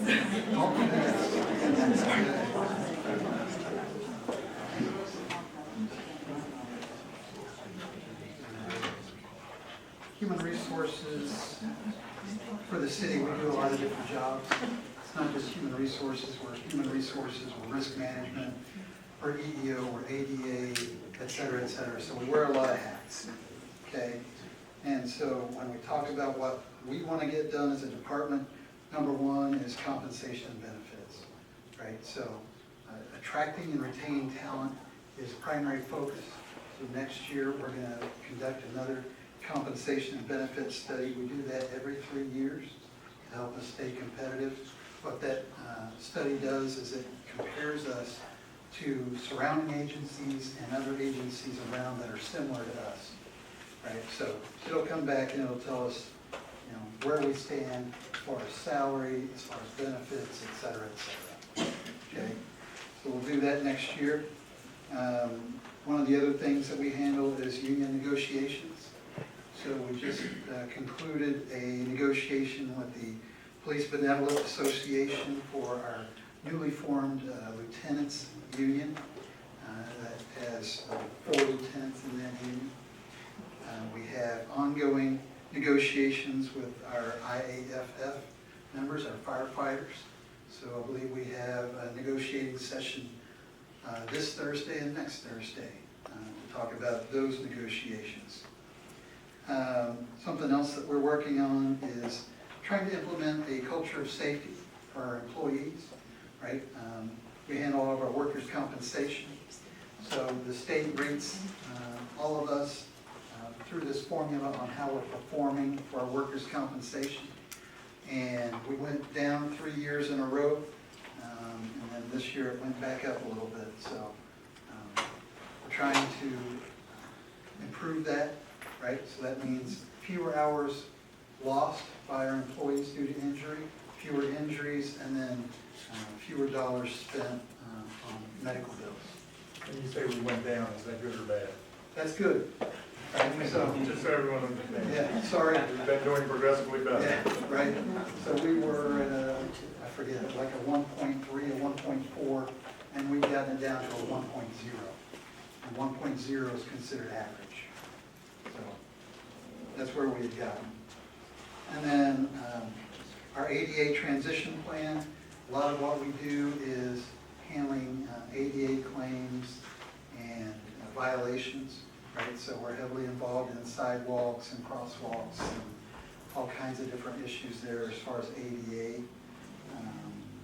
And then finally, we're trying to create a better workplace for our employees, right? So that involves improving our annual evaluation process for our employees, right? We want to implement a software system and make that more user-friendly. We're trying to form affinity groups for our employees so that they can help build this family atmosphere that everybody says we used to have and we've lost somehow, right? So if you're a movie lover and you work in this department, maybe you can connect with a movie lover in another department that you've never met before. You can discuss movies, right? Maybe you're a book reader or whatever, right? And so that's what affinity groups are for. And we've done a few activities so far. We've gone to the Sunseeker and taken a tour. We've gone to some lunches and such and encouraged our employees to meet each other.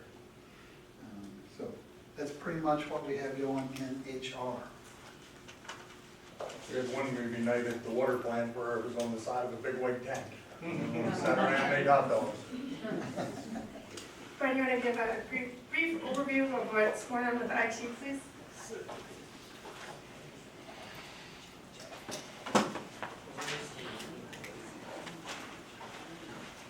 A lot.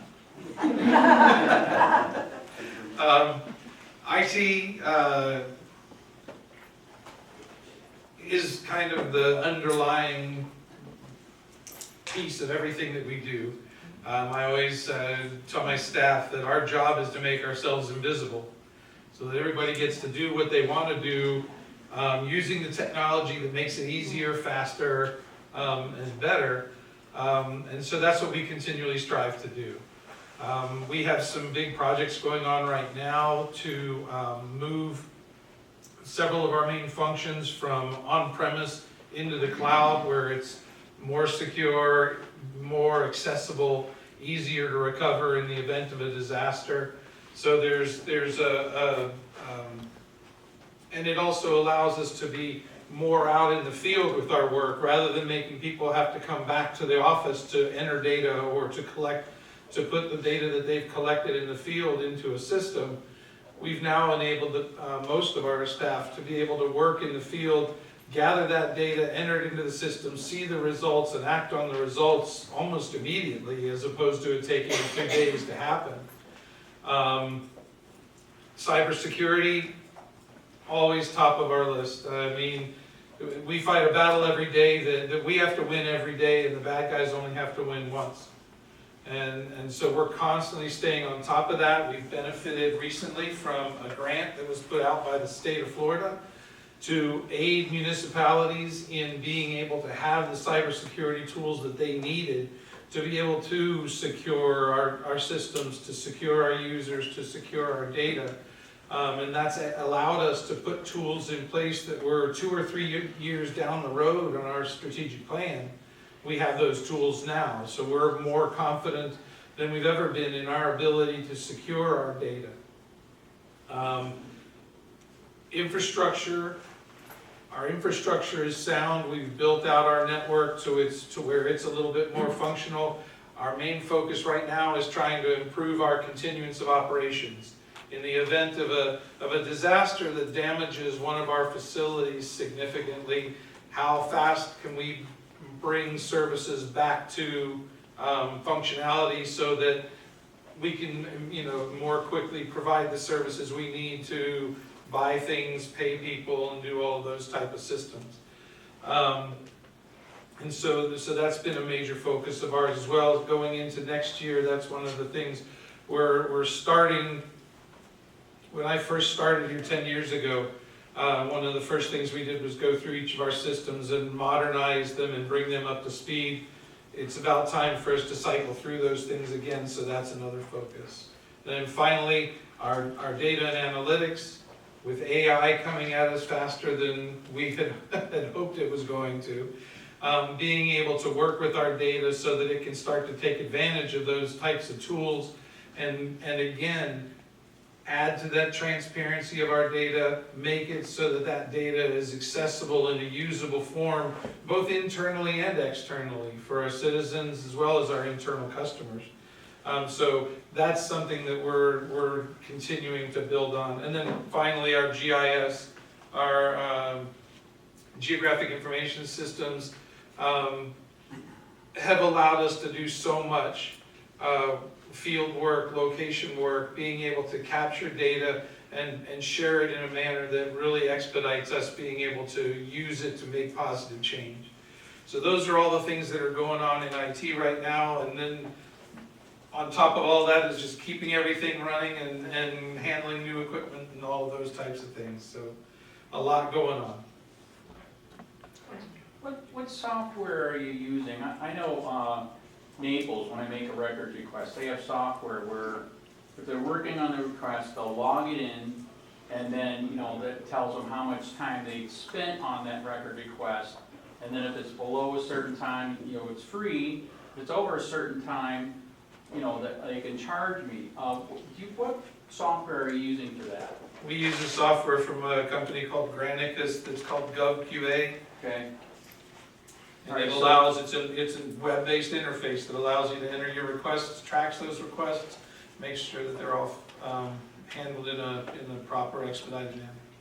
Because it's amazing to me how I can get an estimate for something, pay for it, and then it's magic. When I get it, it's not more or less. They magically, like God, just predicted the right amount that they can charge me. I don't know how that's possible.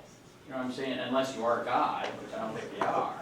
So, like I said, I've been asking for that software for a long time.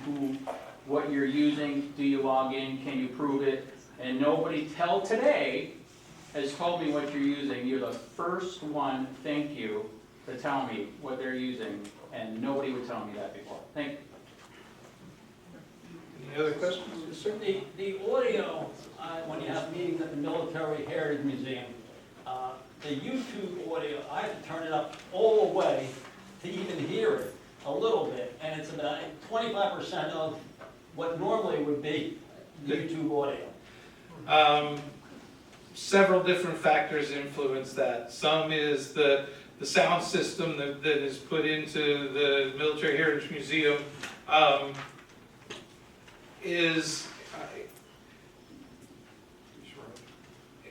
the management of it is very touchy, but it's also, a lot of the factor has to do with how the people on the dais are using the microphones. And we continue to try to emphasize that, try and get them to help us improve that quality. I think you should have seen an improvement in the quality over where it was about 5 or 6 months ago. Because the Heritage Museum put in a whole new sound system. They replaced the switches and the amplifiers that had been being used. So that was one of the issues. They had some wiring issues that caused it to drop. But it's also because we can set the microphone, set the sound to a certain level of volume, especially at the two podiums. And then somebody will come along and who has a really strong voice and blows it up. So we have to bring it down. And then the next person that walks up talks like this. Really, it's hard to. So we have to try and chase it. So sometimes you'll see that it takes us a little bit of time to catch up to those types of changes. But we've been working real hard on trying to make the audio quality better, and I hope that you've been seeing an improvement. Yeah, I think the master level, where it goes out, okay, it just has to be up a little bit more, you know? I'll take that in mind.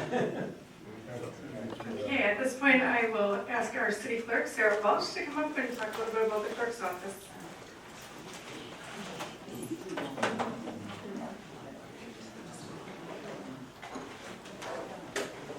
Good afternoon. So I'm going to try to make this as brief as I can. There's three main focuses that we have for this upcoming budget year. One is that we want to help promote businesses in the city. We have a business tax coordinator that is in the process of developing material that can be presented to budding entrepreneurs on certain of the process to open a business in the city. And she's also working on making contact with new businesses and people considering opening businesses at chamber events. Another area of concern for us is our board and committee membership. We haven't had as many applications coming in since COVID. So we're hoping to combat that by promoting board volunteerism, by distribution of promotional materials, and engaging the public by going out into community events such as farmers markets. Another way we're hoping to address this is by developing and implementing an annual survey and an exit survey as well to help us better understand what does and what does not work for our board members, so that we can try to enhance their experiences. A third major area of focus for us is going to be improving the ability of all departments to manage their records with an emphasis on education. We're working to institute a formal training program for individuals that coordinate with us to manage the department's records. Previously, there was training that was done by the state, but there was a cost per person that attended that, and it was a webinar that was very general. It wasn't tailored to the city. So we have gone through and we've reviewed materials from trainings that we've attended and materials from other cities to try to tailor something to what would work best for us here. So we are hoping to get a formal training program instituted in fiscal year 2025. We do have one presentation developed at this point, and we have another one that we are working on. In the long term, something that we would like to address is community engagement. We are trying to work on identifying ideas for ways we could try to help promote more positive relationships between city staff and our residents, get out there and get everyone on the same page like we used to have. And one last thing that we are looking at in the long term is promoting youth involvement with the government. We are looking at starting a youth council or a youth citizens academy or an internship program. This is all very preliminary, so we are hoping to have more details on that by the next strategic planning session. Thanks, Sarah. And last but not least, our finance director, Kristen Simeon. Good evening. I'll try to be fast as well. So for the finance department, we have three areas: the finance, procurement, and billing and collections. In procurement for the next year, we are requesting an additional staff member as part of our original planning. Again, you've heard from both utilities, public works, urban design about all the projects and maintenance and things that are still needed to be done, and it requires a lot of work there. So it has, so there's additional staff that's needed to be able to do all those and get those out quicker. Because right now they have to prioritize any of the requisitions that come in so that we can get the most priority projects out on the street as quickly as possible. In finance, one of our keys is working with our IT department. We're trying to add an efficiency for our accounts payable department, because again, that would be for citywide. If we could get it all automated so that as invoices come in, they go out over as a digital document with digital signatures. That would help, because again, the city is in many different buildings, and having to wait for paperwork to come around can take time, and this would help create efficiencies throughout the city. We are working very hard with FEMA, so daily we are in contact with FEMA, and again, that will continue through next year, because we're still trying to get projects obligated, and even once they're obligated, there's all the paperwork to submit for all the expenditures. They do a lot of auditing of everything that we submit to them. Another thing we'll be working on is financing of projects. So utilities did talk about their significant needs right now. Some of that is going to probably require financing. And one of those projects is very large for next year, and then another large project in fiscal year '26. So we'll be looking at those. Grant applications is another big thing that we're focused on. So we help the departments and divisions fill out any of their paperwork if they can find grants. Anything we hear about, we do pass along and we try to fill out as well. So we have some significant grants, such as our SRF financing that we do for our current wastewater treatment plant improvement project. Accounting standards continuously change, so we do follow the governmental standards board, accounting standards board. And so these past 2 years, they've implemented new standards. It requires new accounting. We have to make sure we follow those guidelines. And they have new ones coming up for the next year. We are trying to, the state has a new program over the last 2 years called FROC, and it's related again to hurricanes. And we're going to apply for that this year so that it will help us more quickly fill out paperwork and get reimbursements through the state. So they'll give us like some funding up front for hurricanes as they happen. We do have to do a lot of paperwork as far as providing our disaster recovery plan, and they give us a ranking, and then that determines what percentage they would fund up front. And we did talk about rate studies, so not only are the impact fee studies for the developer fees being done this year, the utilities, wastewater and water, are also being reviewed. Now that we have their 5-year plan, we'll be putting in that with procurement to do that rate study as well. They'll look at the rates, they'll also look at their impacts.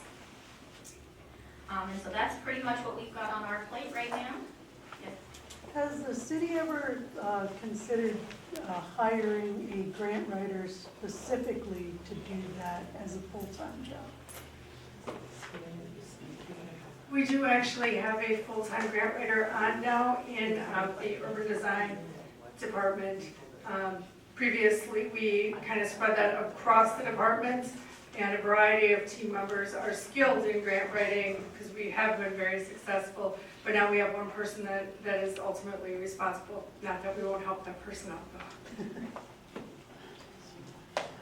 Yes. You mentioned 2 big projects for financing. What are those 2 big projects? So for the utilities, it was the, they have they call it the, let me ask Tom for that. It's the project that's WTPEV, the evaluation project. Let's see, we've got the. Actually, I have my stuff here if you need. Let me just grab it. Would that be the main replacements? Yes, at the water plant. Or the expansion of the water plant? They're both water plant projects. Okay. Yeah, the water plant, expansion and Rockville expansion.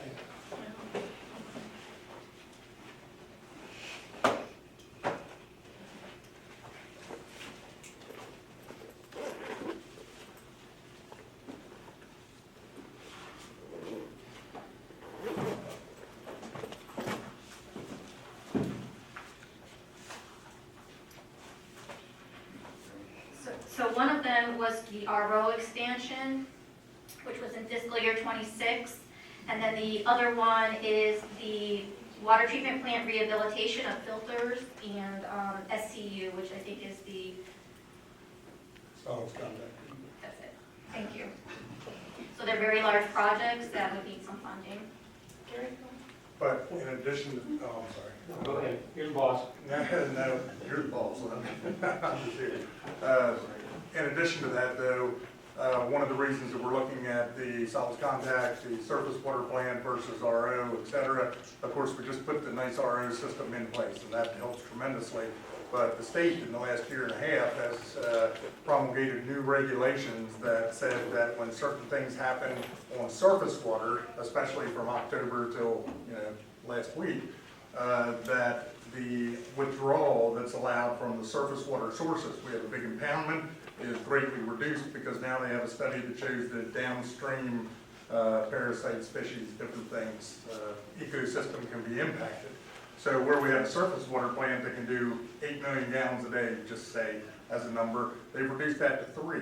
So when we have this big project to upgrade solids contact units and a plant that's been there for decades that needs upgraded, do we really want to put all that money in that basket where we know that the state's reducing our surface water withdrawal, or do we want to put it in expanded RO system so that we have that continuous RO capacity as opposed to this regardless of what the weather's like, plus or minus. So that's really where those two come together. We're having an evaluation done right now from a consultant that says, here's what your supply needs will be, if you're going to do it here, you're going to do it here, how are you going to offset it, and here's what you need to do to make that happen. So that's where. Okay, now Gary. Yeah, I just say, wow, okay. Two questions regarding impact fees. Can you kind of lay out a timeline for it? And secondly, am I overinflating the value of impact fees as far as ability to help provide the dollars that we're gonna need in the future? Two questions. Okay, so I'm gonna probably answer the second one first. So impact fees can only be used towards the growth-related portion of a project. So when we have infrastructure that's being replaced, if we're not expanding the capacity or anything like that, we can't use impact fees for those. So we have to be expanding something. And so again, our consultants will usually look at our projects and help us determine what percentage of that project is growth-related. And they'll tell us, so out of that, say 20% of it's growth-related, so you can use 20% of impact fees to cover 20% of that project. Since most everything we're doing is based upon growth, it's, impact fees should be larger. But give me a number. We talking $10 million, $100 million a year from impact fees, or is it chump change? Don't worry about it. No, I mean, it's not chump change, but it's not $1 million either. And again, it just depends on what's happening in each year. So we have had some years where we've had impact fees maybe that have been $800,000, $900,000, say in the parks, and then the next year you're only getting $200,000 or $300,000. So it can fluctuate very, very much. As far as putting them into place, again, that's where our 5-year plan and our unfunded projects really can kind of help us, because we provide those to the consultant who will put them into their plan and tell us approximately how much we should be charging for impact fees. Does the county need to agree with any changes we have? Not with our city ones. However, the Florida statutes changed several years ago. It was actually right after we got our last impact fees approved, that if you are increasing, there are only certain percentages you can increase per year. And if you do decide to go over those percentages, you have to follow some other guidelines to try and get those approved at a higher rate than what was approved by the Florida statutes. Thank you. You're welcome. And you can only do it every so many years. Yes, every 4 years right now. Let's get it done, though. Yep. Yes. At the maximum. Okay, I'm gonna ask this as a question. This has to do with the attorney. I don't understand why the city doesn't have a full-time attorney on the staff. With all the contracts, the leases, union agreements, ordinances, lawsuits, legal issues, questions from the staff, questions from the citizens don't get answered because he's not really a city attorney. And I couldn't find in the city documents where our position for the city attorney that we're using, where his position was competitively bid. I mean, it looks like. So is that a statement or a question? Well, that's really a statement. I guess I'll just make the recommendation. I really think the city ought to have a full-time attorney that's a city employee. I mean, I can tell you some of the pros and cons of why I believe the city has chosen to go with hiring an outside firm for the city attorney, is because you have the whole firm that can help out in all different areas. So you have different attorneys that have different specialties. And I believe that is why. Otherwise, you're trying to hire more than one attorney for the city, because you can only have so much time. Well, one thing we have done, and your point's well taken, but, you know, one thing we have done is we hired a paralegal, and that paralegal handles a lot of the low-hanging fruit and prepares all the documents, does all the things that then feeds and works with the assistant city manager under her routinely every day, so that we can prepare that, feed it to the city attorney, and then he can really put his stamp on it, or additional information that might be needed, or go back to staff with questions. So that's helped a lot, so that we don't have to just rely on the attorney for all the things that can be done at that level. And she's very good at that. She helps support him all the time. That's not quite the same as having an attorney on staff, but it does certainly help. Since he mentioned city attorney, I would like to mention, I gave one of my lawsuits, I gave a preservation letter. We get an email from the city attorney, I think we need a new one, that said, screw that, don't save everything. Even though we're involved in a lawsuit, you're supposed to save everything. 7 to 8 years of stuff they've done to me for free speech and free press. And he said, get rid of whatever you can, which is absolutely goes against what a law, when you're being sued. You cannot do that, and he said that. So did you guys look at getting a new attorney? 'Cause this one's dirty. I've never seen that either. All right.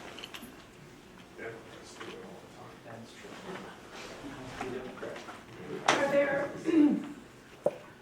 let's just open it up for comments, things that you'd like to see in the city in the future, things that you need more attention and focus on, really any feedback that you care to share at this point. Yes, the reason I'm here is I wanted to get information on how to attract young families to the county. So generally speaking, who should I talk to, who should I email? Because I just started the business, just joined the chamber, and that's kind of my mission. So generally speaking, what efforts are put in place to attract young families, that kind of thing. Sure, we work closely with the school district. We don't necessarily have a lot of programs that are directly run by the city at this point, but that doesn't mean that we're not interested in doing those types of things. So certainly through either the city manager's office or the city clerk's office, we can connect with you and start talking about some strategies to attract young families. What about an over 55 community? Then we have less costs. So we seem to be pretty good at attracting over. And it costs less to maintain an over 55 community. Point taken and written down. Melissa, I'd like to say that this has been a good opportunity today. This is a little bit like the town hall type meeting. I think there's been education and an opportunity to have some dialogue both ways. I think this was a good choice today to do this. I'm glad to hear that, thank you. One of the speakers had mentioned about improving community relations. I would suggest you start by looking at some of the policies, such as the water issues, where people have gotten hit for $4,000, $5,000, $6,000. Even if they're partially at fault or totally at fault, the black eye that the city gets in the press in dealing with that just doesn't make any sense to me. The city has been delinquent in billing or reading in order to bill, then there needs to be some type of fairness done, and that should be evaluated. Certainly, and every situation is different and is evaluated on an. But there are an awful lot of them that are getting a lot of press, which tells me there's a fire underneath that smoke. I certainly hear your concerns, and again, that's something that, if you're listening to the utilities director at the beginning, we are definitely working and addressing, so. I'm talking about the policy and how you handle the resident. Thank you. Not the resolution. I get that, I'm talking about the policy. you're talking about policy and the whole customer service aspect Yes. of that, yes, got it. And I can tell you as well that there is some of that obviously we need to address. Like you said, one of the reasons we started hearing a lot of the complaints about that was because we were getting things fixed, and as things got fixed, people got big bills. And so fortunately, on one side, we were getting some things fixed, had a long way to go, but because when there were 0 readings and the bills were low, we didn't get any complaints at all. But once we are getting them fixed now, we can see that there's issues we need to address. So you're certainly point well taken. Additional comments? to the community, and I am a person who's on next door, and I'm hearing all these different things, and I'm trying to figure, I don't know what to believe, what not to believe. One of them is the City Hall project, and utilization and things like that. Where do I go to get the information, the real information? What's real, what's not? The place that we put out all of our information each week is in our weekly highlights report. Are you subscribed to that yet? No, I am not. Okay, I'm gonna hand you a paper right now to make sure that you get subscribed. That's one area to get information. Another suggestion is you can reach out directly. Just give us a call or send an email. We put as much information as we can on our website, and I'll be the first to admit we can do a better job of this, especially with project updates. And that's part of the work going into the next budget year. And that's taking a look at using Esri and GIS to be able to give really weekly updates on where each of the projects sits within the community, and being able to just have you be able to go on your cell phone and see what's happening within an individual project in not quite the static manner that we have right now, where it would be interactive and dynamic. Will there be another meeting follow-up to this with regard to budget where you get into numbers and allow public comment on that? Kristen, you want to take that question? So I would invite you to our city council meeting this Wednesday, starting at 9. We've started our budgets discussions. So this coming Wednesday, we're going to be going over general fund and sanitation fund, IT fund. So that is a start. We bring various funds to city council at various meetings just because it's a lot of information. And if we did it all at once, and we have done it in the past all at once, it was just people glazing over. So we'll be going over some numbers there. I appreciate that. I work on Wednesdays, so I can't do that. But city council doesn't allow public comment. I mean, well, they do at the beginning, but it's not directed to things that are going to be presented afterwards. It's what you want to say before the meeting starts, basically. So is there going to be a forum that allows public comment on the budget? Yeah, city council just lets you, if you come in, you can talk for 3 minutes, but they don't listen anyway. And even when they have a really good subject that they should maybe get involved in, they don't, because they don't want to listen, they just want to do what they want to do. Well, you don't know that they don't listen. Yeah, you do. Believe me, we do. Now, you know that they don't listen to the people that are there talking. That's your perception. They don't listen to a lot of people. But there's 20,000 people out there. And We get out there and about, and I will tell you, the overall feeling is they don't listen. Correct. Well, I only say that because there are a lot of venues, and when we're out there trying to get additional information in, when you talk about, what's factual information, what's not factual information, I have said at every budget hearing, and I have said, I wish there were this many people at the budget hearings when we have them, instead of, after the budget's ready for final adoption, saying, wait a minute, we needed to do something else. So each year, I say again, contact my office, contact me. We can set up a time, we can talk to you, we can answer your questions, we can do all of that.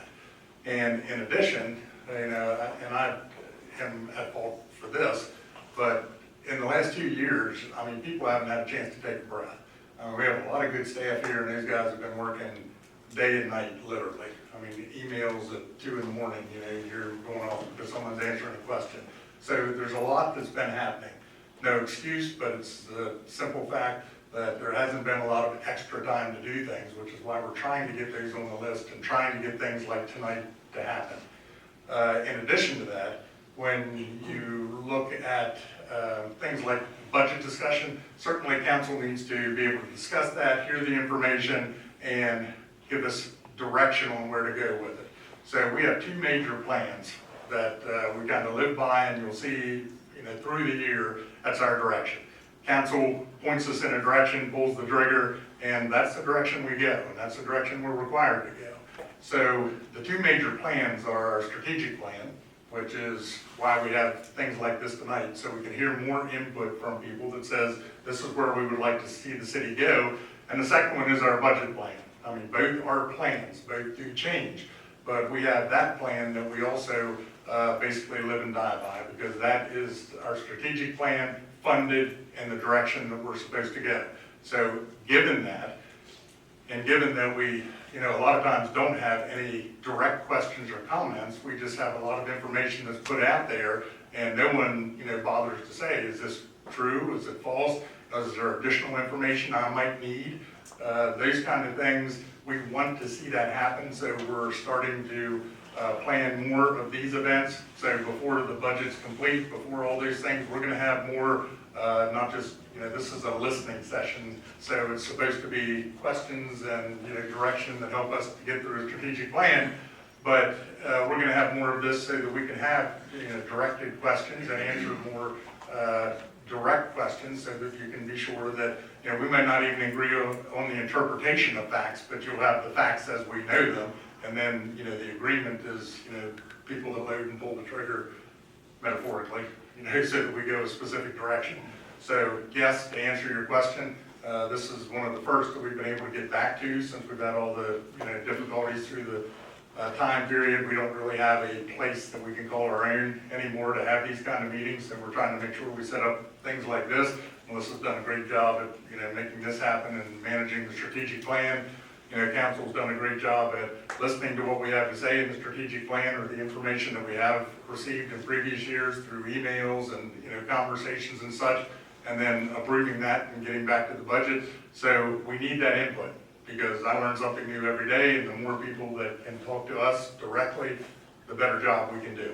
So the answer is yes, not specifically, for example, at a council meeting where we're trying to get direction from the council, and council does need to hear from people that are there at the beginning when the comments are specifically addressed, we're allowed.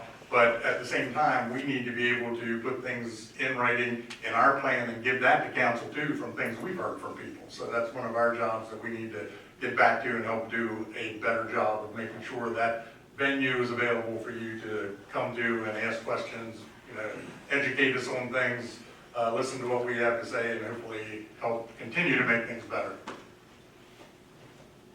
One of the things that we had done previously when Mr. Murray first came on board was we had kind of a Friday morning during budget time. We could just stop in and have a conversation with him about the budget, and hopefully we'll be able to schedule some times like that in the next coming months as well. So, point taken. Sure. Yeah, I stumbled on a memo from the Florida League of Cities a couple months ago that was talking about how, I was literally telling cities, just be in the sunshine like you're supposed to. That's what the sunshine law is for. With records, with yourselves, with your open areas in the offices that are publicly available. And what they're talking about is, you guys started something that went viral nationwide, banning filming in public government offices, which is crazy. I mean, what do you got to hide? Is this Germany? And they literally said in the video, just stop it. Just like me, all I got is a body camera on it. I'm not even touching it. You can't even tell until I tell you. And all I'm doing in there is asking for records, maybe doing some redress with things that I have a problem with, filing a notice of intent to sue, whatever, to prove that I sent it, gave it to you. And like I said, in that memo, it said, just stop. Ignore us. I'm recording you anyways with my eyes and ears. This is just a backup, okay?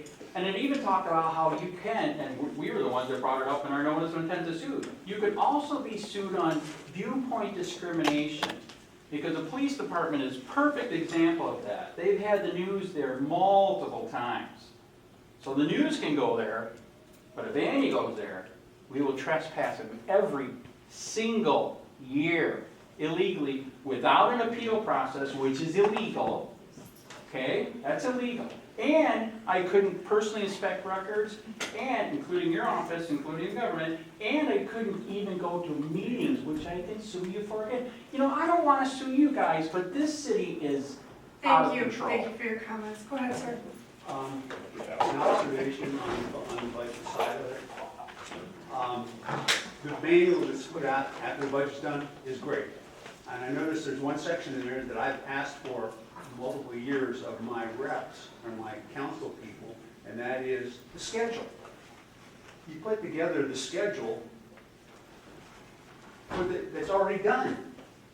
It should be put out in October, November, December, so people can be planning for it in order to be ready for topics. Because I'm telling you, getting the agenda on a Friday night in detail and trying to sort through the budget, and I'm an ex-controller, it is damn tough to be ready and come up with the questions. I probably only get through 10% of the material. And it's just not reasonable. Sure. I hear your concerns with the amount of information that's put out in those budget packets and the ability to go through them. In terms of scheduling, because it does pretty much run like clockwork through the year with budgets, what is the best way to reach you with that information? It should be on the website under budget. Here's Okay, our schedule for this year. That's where you'd like it. And Okay. by itself, not combined in anything else, sticking out bold. You know, if you want to see the budget schedule, here it is. We can do that. We absolutely can do that. I have a question. It might be ignorant, I'm not real sure. But we have the police, the fire, and the general employees. The police and the fire are union. The general employees are not union. So when you're talking about a pay package for each one of them, why is those 3 items coming to the council tomorrow, Wednesday, under one vote? Why isn't it 3 separate items that we would be able to ask more questions about? And I don't want to miss any points on this, so I'm going to let Mr. Murray take this question. Well, there's several things with that, and it's not ignorant. It's not an ignorant question. But the original presentation had a lot of information in it together, and the vote was to move forward to bring other pieces back. But each one is an individual ordinance, an individual topic, and voted on separately. Just like last time, there was a vote on the general employees that wasn't unanimous, there was a vote on police that was. So it is an individual item, it's in there individually, and you can vote on them separately, but at the same time, there are some commonalities. For example, all of them were the same in that, except for the general employees, that was directed 2 years ago to start. So this is the culmination after 2 years of actuarial studies, attorney information, actually 2 attorneys that council approved separately that were IRS specialists. There was a lot of information over a 2-year period that went into that. And the direction was look at employee salary and benefit. We had a 3-year personnel management plan, and when we get that done, bring it back to council. So we got it done. The actuarial studies ran concurrently. The legal reviews ran concurrently. So when we brought it in, the direction was finish it off, because we had to have then final actuarial studies done, and then bring it back individually for voting, which is what we did. Now, each one of those had to have an actuarial evaluation at the front, a legal determination at the front, financial analysis at the front, then it had to be direction to move forward, and they each had to have a final actuarial evaluation, a final financial evaluation, a final vote, a second final vote. All of them went through exactly the same process. So, I don't know what to say, except there's a lot of misinformation out there about it. Well, I remember the different things that you're talking about, but I still think that as a information to the public, they should be handled separately and not all under one council meeting. Well, So council that it's meeting much- is different. than So that it's much, that it would possibly be much more acceptable than having it strewn into one Agenda. agenda. You know, other than generally council and a few employees, no one's asked me about it. I've seen a lot of stuff out there that's been written about it, but no one's asked me if it's accurate. Well, actually, I'm not talking about what's being written, I'm actually talking about going to meetings. Well, but what I'm saying is, I don't know how it can all be written when no one's asked what the information is. If there's not enough information out there, then it shouldn't be written about. If there is, then obviously what's being written about should be accurate. You just talked around in a circle. Yeah. Well, no, she knows what I'm talking about. She just asked about three categories, basic categories, yes. The police union has its own financial issues. She asked why they're done as one item, and they're not. I answered that at the beginning. No, they don't, she doesn't see it as one item. They should each be their own items. They are. But that's not how they're. Yeah, they are. Look at the agenda. Yes, they are. I did. There's 3 items on there, 3 different ordinances. They're not one vote.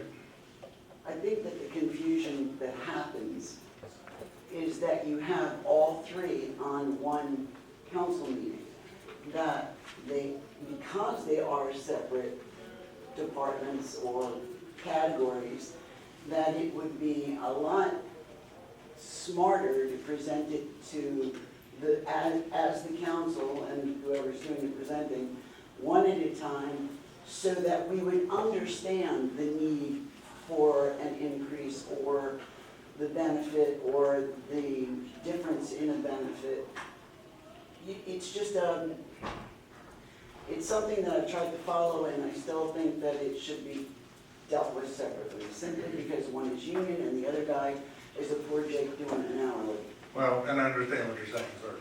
But we were looking at it as pension discussions, because all of them are 3 separate pensions, and they all have the same parameters. So I mean, when you calculate it, when you review it, when you evaluate it, and when you have to approve it. So I mean, when we look at police and we look at the actuarial evaluation, we have another actuarial evaluation here. So while we're in that vein of pension discussions, we did them all at once, because they actually all came up at once, and they were all finished at once. But I mean, there's a lot of things that you're right, are misunderstood. I mean, people, have asked me, as an example, why are you using a pension plan that costs 16% per employee when FRS would do 13? And obviously, the first presentation and papers that are being widely used show that the cost per new employee in there is 10.1%. And the reason we went with that level of benefit and that multiplier was because right now, in our defined compensation plan, every employee can maximize that plan that's not in a defined benefit plan, and the city has to contribute 10%. So if we went to a defined benefit plan, we didn't want to exceed that. We wanted to make it 10%, so it didn't cost the city anything. And we did that. In addition, we didn't even net out the amounts that people are in defined contribution plans right now, which is $329,000 a year, also on that sheet, that if they transfer to defined benefit, that frees that money up now to put towards that cost. So now we've actually reduced the cost by upwards of $300,000 per year. We're being conservative and saying 40% instead. That wasn't even factored in there because we did worst case scenario. No one's asked these questions. But it was presented as such, and if you go back and look at the meetings, I said all that specifically. And it's not my plan, it's not my calculations, I don't know any of that stuff, I just know how to regurgitate it. So, and we presented what was asked for. Whose plan is it? It's the employee's plan. So who creates it? If it's not your plan and you didn't create it, it's not her plan, and she didn't create it, then did the financial person that's in charge of finance, did she put the plan together? No, the actuaries gave options. The actuaries that we pay, that are the ones that actually present this to the trust, to the board of each plan. That's not council, that's not us. They do the calculations. They tell us what can be afforded based on the parameters that we set for a defined benefit plan, no cost to the city, multipliers, et cetera. Then they present that to us. We take that information, present it to council. Did I hear you correctly? You said that they presented it to the trustees? No, you did not. I said they work for the trustees. The same ones that work for the trustees, not the trustees, the board for the pension plan. They are the pension attorneys, the actuary, the same ones that work for the board for the various pension plans. Each one has a separate board. The same ones that have a professional investment manager that's required as well, as you, I'm sure, know. And all that information is then presented, yes. Why not a defined contribution plan? Pardon? Why not a defined contribution plan for the employees, especially the hourly? Well, a lot of people had defined contribution plans, and defined benefit plans, and especially during the recession, went to defined contribution plans. And, you know, I've worked a lot of places that have gone either direction. But when you look at our surrounding agencies and you look at what our employees said, and you don't have to, you know, say, well, for the last 2 years in exit interviews, I can go into a whole lot of reasons why that's not reflective of a full personnel study by an independent third party that interviewed each employee that we have. You know, why don't you want to stay here? Why do you have no people that won't come here? Or employees that we've offered jobs to that said the exact same thing. And the defined benefit plan was something that they recommended that we look at, because although a lot of people went to defined contribution, a lot of people don't even use it because they're not required to, they don't know how to manage that investment, and it scares them. So obviously a lot of people in here would not be scared of that, but a lot of people are. And a lot of people have lost a lot of money on those plans. With the defined benefit plan, we have the exact same contribution from the city. We have a benefit that when employees come, instead of saying, I'm gonna go to Fort Myers because, yes, they have a plan as well, or at Cape Coral, and why do they use the state plan instead of the local plan? And you look at the ones that have the state plan and how big they are compared to us, we need to have that extra edge so that we can say, we don't only have salary, because we don't always have salary that's better than anyone else. We don't only have health insurance, because we don't have that that's better than everyone else when they're giving families health insurance. We don't always have the lowest contribution rate that, you know, others have, but we now have a defined benefit plan, we have a salary package, we have things that will attract and cause people to stay here for employment. That's what our third party said when we had that study done 2 years ago, that we put in our strategic plan, that we put in our budget documents for, this is the third year now. This is the end of it, not the beginning of it. And we've done all that information, all that work, we provided all that information, and we've done exactly what we were asked to do, and specifically got to the end of the plan now, where we can show that it is feasible for the city to go back to a defined benefit plan for the employees that have been left out since 2012. So the employees are very excited about it. So if you talk to the ones that are still working now, and not ones that are walking out where you say, hey, would you rather have a salary increase or a benefit plan? And they say salary increase because they're in the benefit plan already, you have to make sure you discriminately ask the right questions so you get good information. You will see that the morale, when this was improved, even the people that have called and said, hey, do you have these jobs opens, I'd like to think about it again, has dramatically improved. I mean, that's what we want to be. We want to be the employer of choice. We don't want it to cost more money, so we had to come up with a creative way that it does not cost more money, but we want our employees to be taken care of just like the other pension groups are, just like the union groups are. I mean, that's exactly what we want. Last year, when you approved the increase in employees over the course of the year, you added people, did you get them in the different departments? But we're just now starting to become fully staffed, and the ones that we... So do you think that that's because you didn't have a benefit plan? Well, that's what they told our HR department when we tried to reach out and hire ones, even though they applied in the interview, and they didn't do their homework, and they said, so what's your benefit plan for retirement? We tell them 401A, 457K, or what about defined benefit? And they, well, I can go to Cape Coral and get that, or I can go to Fort Myers or Charlotte County, or any of them. And there's been a lot of employees that we have missed because of that, and we've had a lot of employees that we've lost because of that. And they have specifically told us that. I mean, we've lost dispatchers because of that. We just lost one recently because we didn't have the plan, and I wish they would have waited another few weeks to see if this gets approved, because then maybe they would have stayed. Administrative assistant, personnel. It's a piece of it though. It's one piece. Affordable housing is also something that That's a we're big really up piece. against when it comes to recruiting as well. I don't think anybody doesn't want somebody to have a pension. I think it's what pension?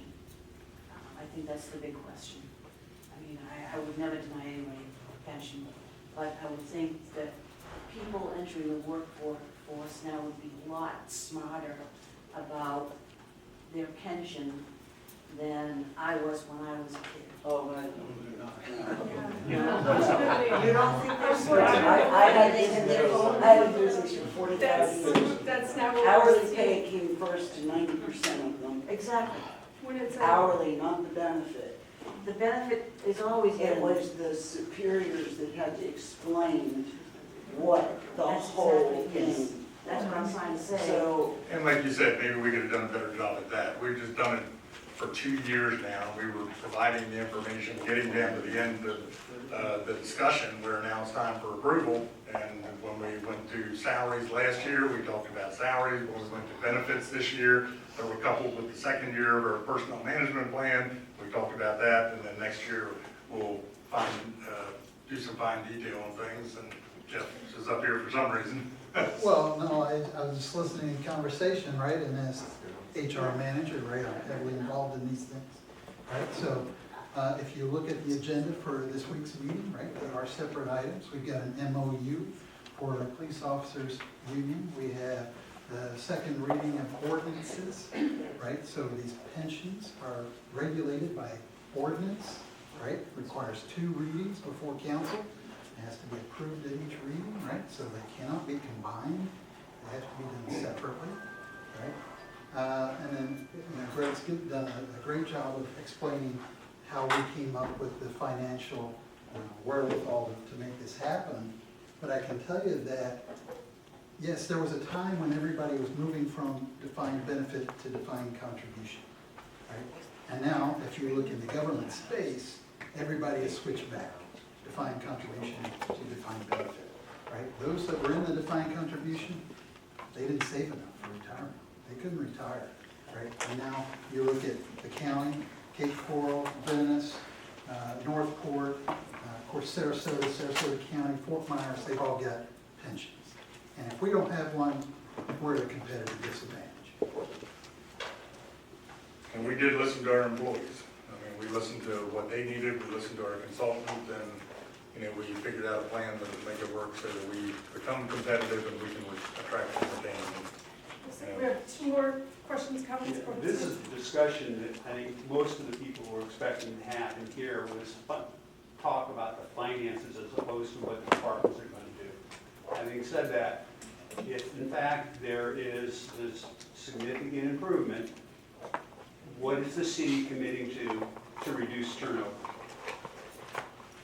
These benefits, the increases in the pay for last year, the increases this year, the changes in the benefit plan, that should increase, and we should be able to budget that we're going to have reduction in training costs. We're going to be able to have this, and we're going to have less turnover.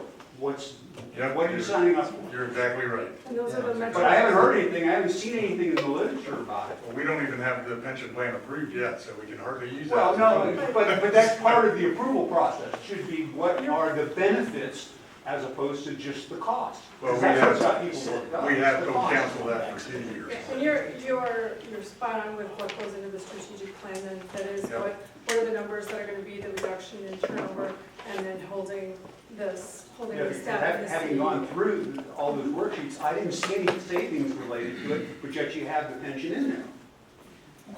The strategic plan for next year is. Now, if I come on what they're gonna be discussing Wednesday. But That's if the you'll, budget discussion. if you'll look at last year's budget message, it was in last year's budget message. And when you look at each line item for personnel, we're also increasing personnel. So we can't have savings on every specific line item when we have more personnel that we need to spend it on. That's why we're doing this, so we can use that money we have for the new people that we're getting. So you're not gonna see a And you decrease. break it out as 2 items. There's an economic side and there's a volume side. And the economic side would be the cost savings, and the volume would be additional people. That's standard business practice in outside world, that you break that out. You don't see that in the analysis. And that's one of the things I've struggled with, because I've been going through the budgets for, this is my 6th one, working with different council members. And I keep asking, why don't we see this level? You show me what it is you're looking for, I'll show you where it is. Okay.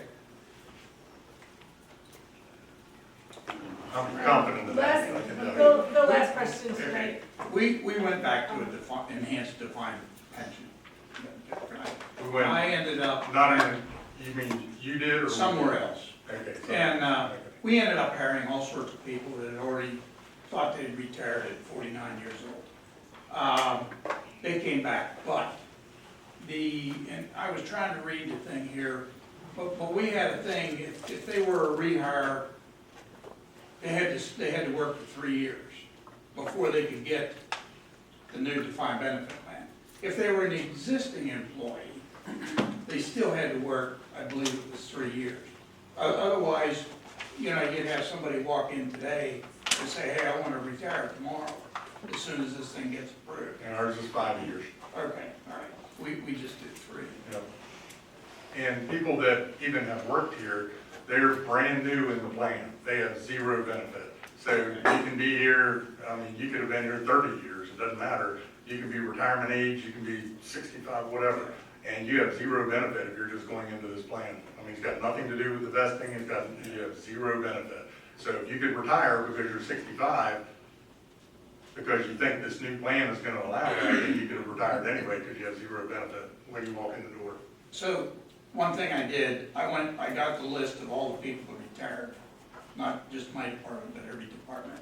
And, you know, we went through there, and we contacted them all. And I was amazed at the amount of people that came back, to include engineers. Yep. It's a tool. I mean, it's definitely a tool. All right, well, thank you all for your significant investment and time tonight. It is really appreciated, and it's earned, and see it over. And come back to the next one. Come back to the next one.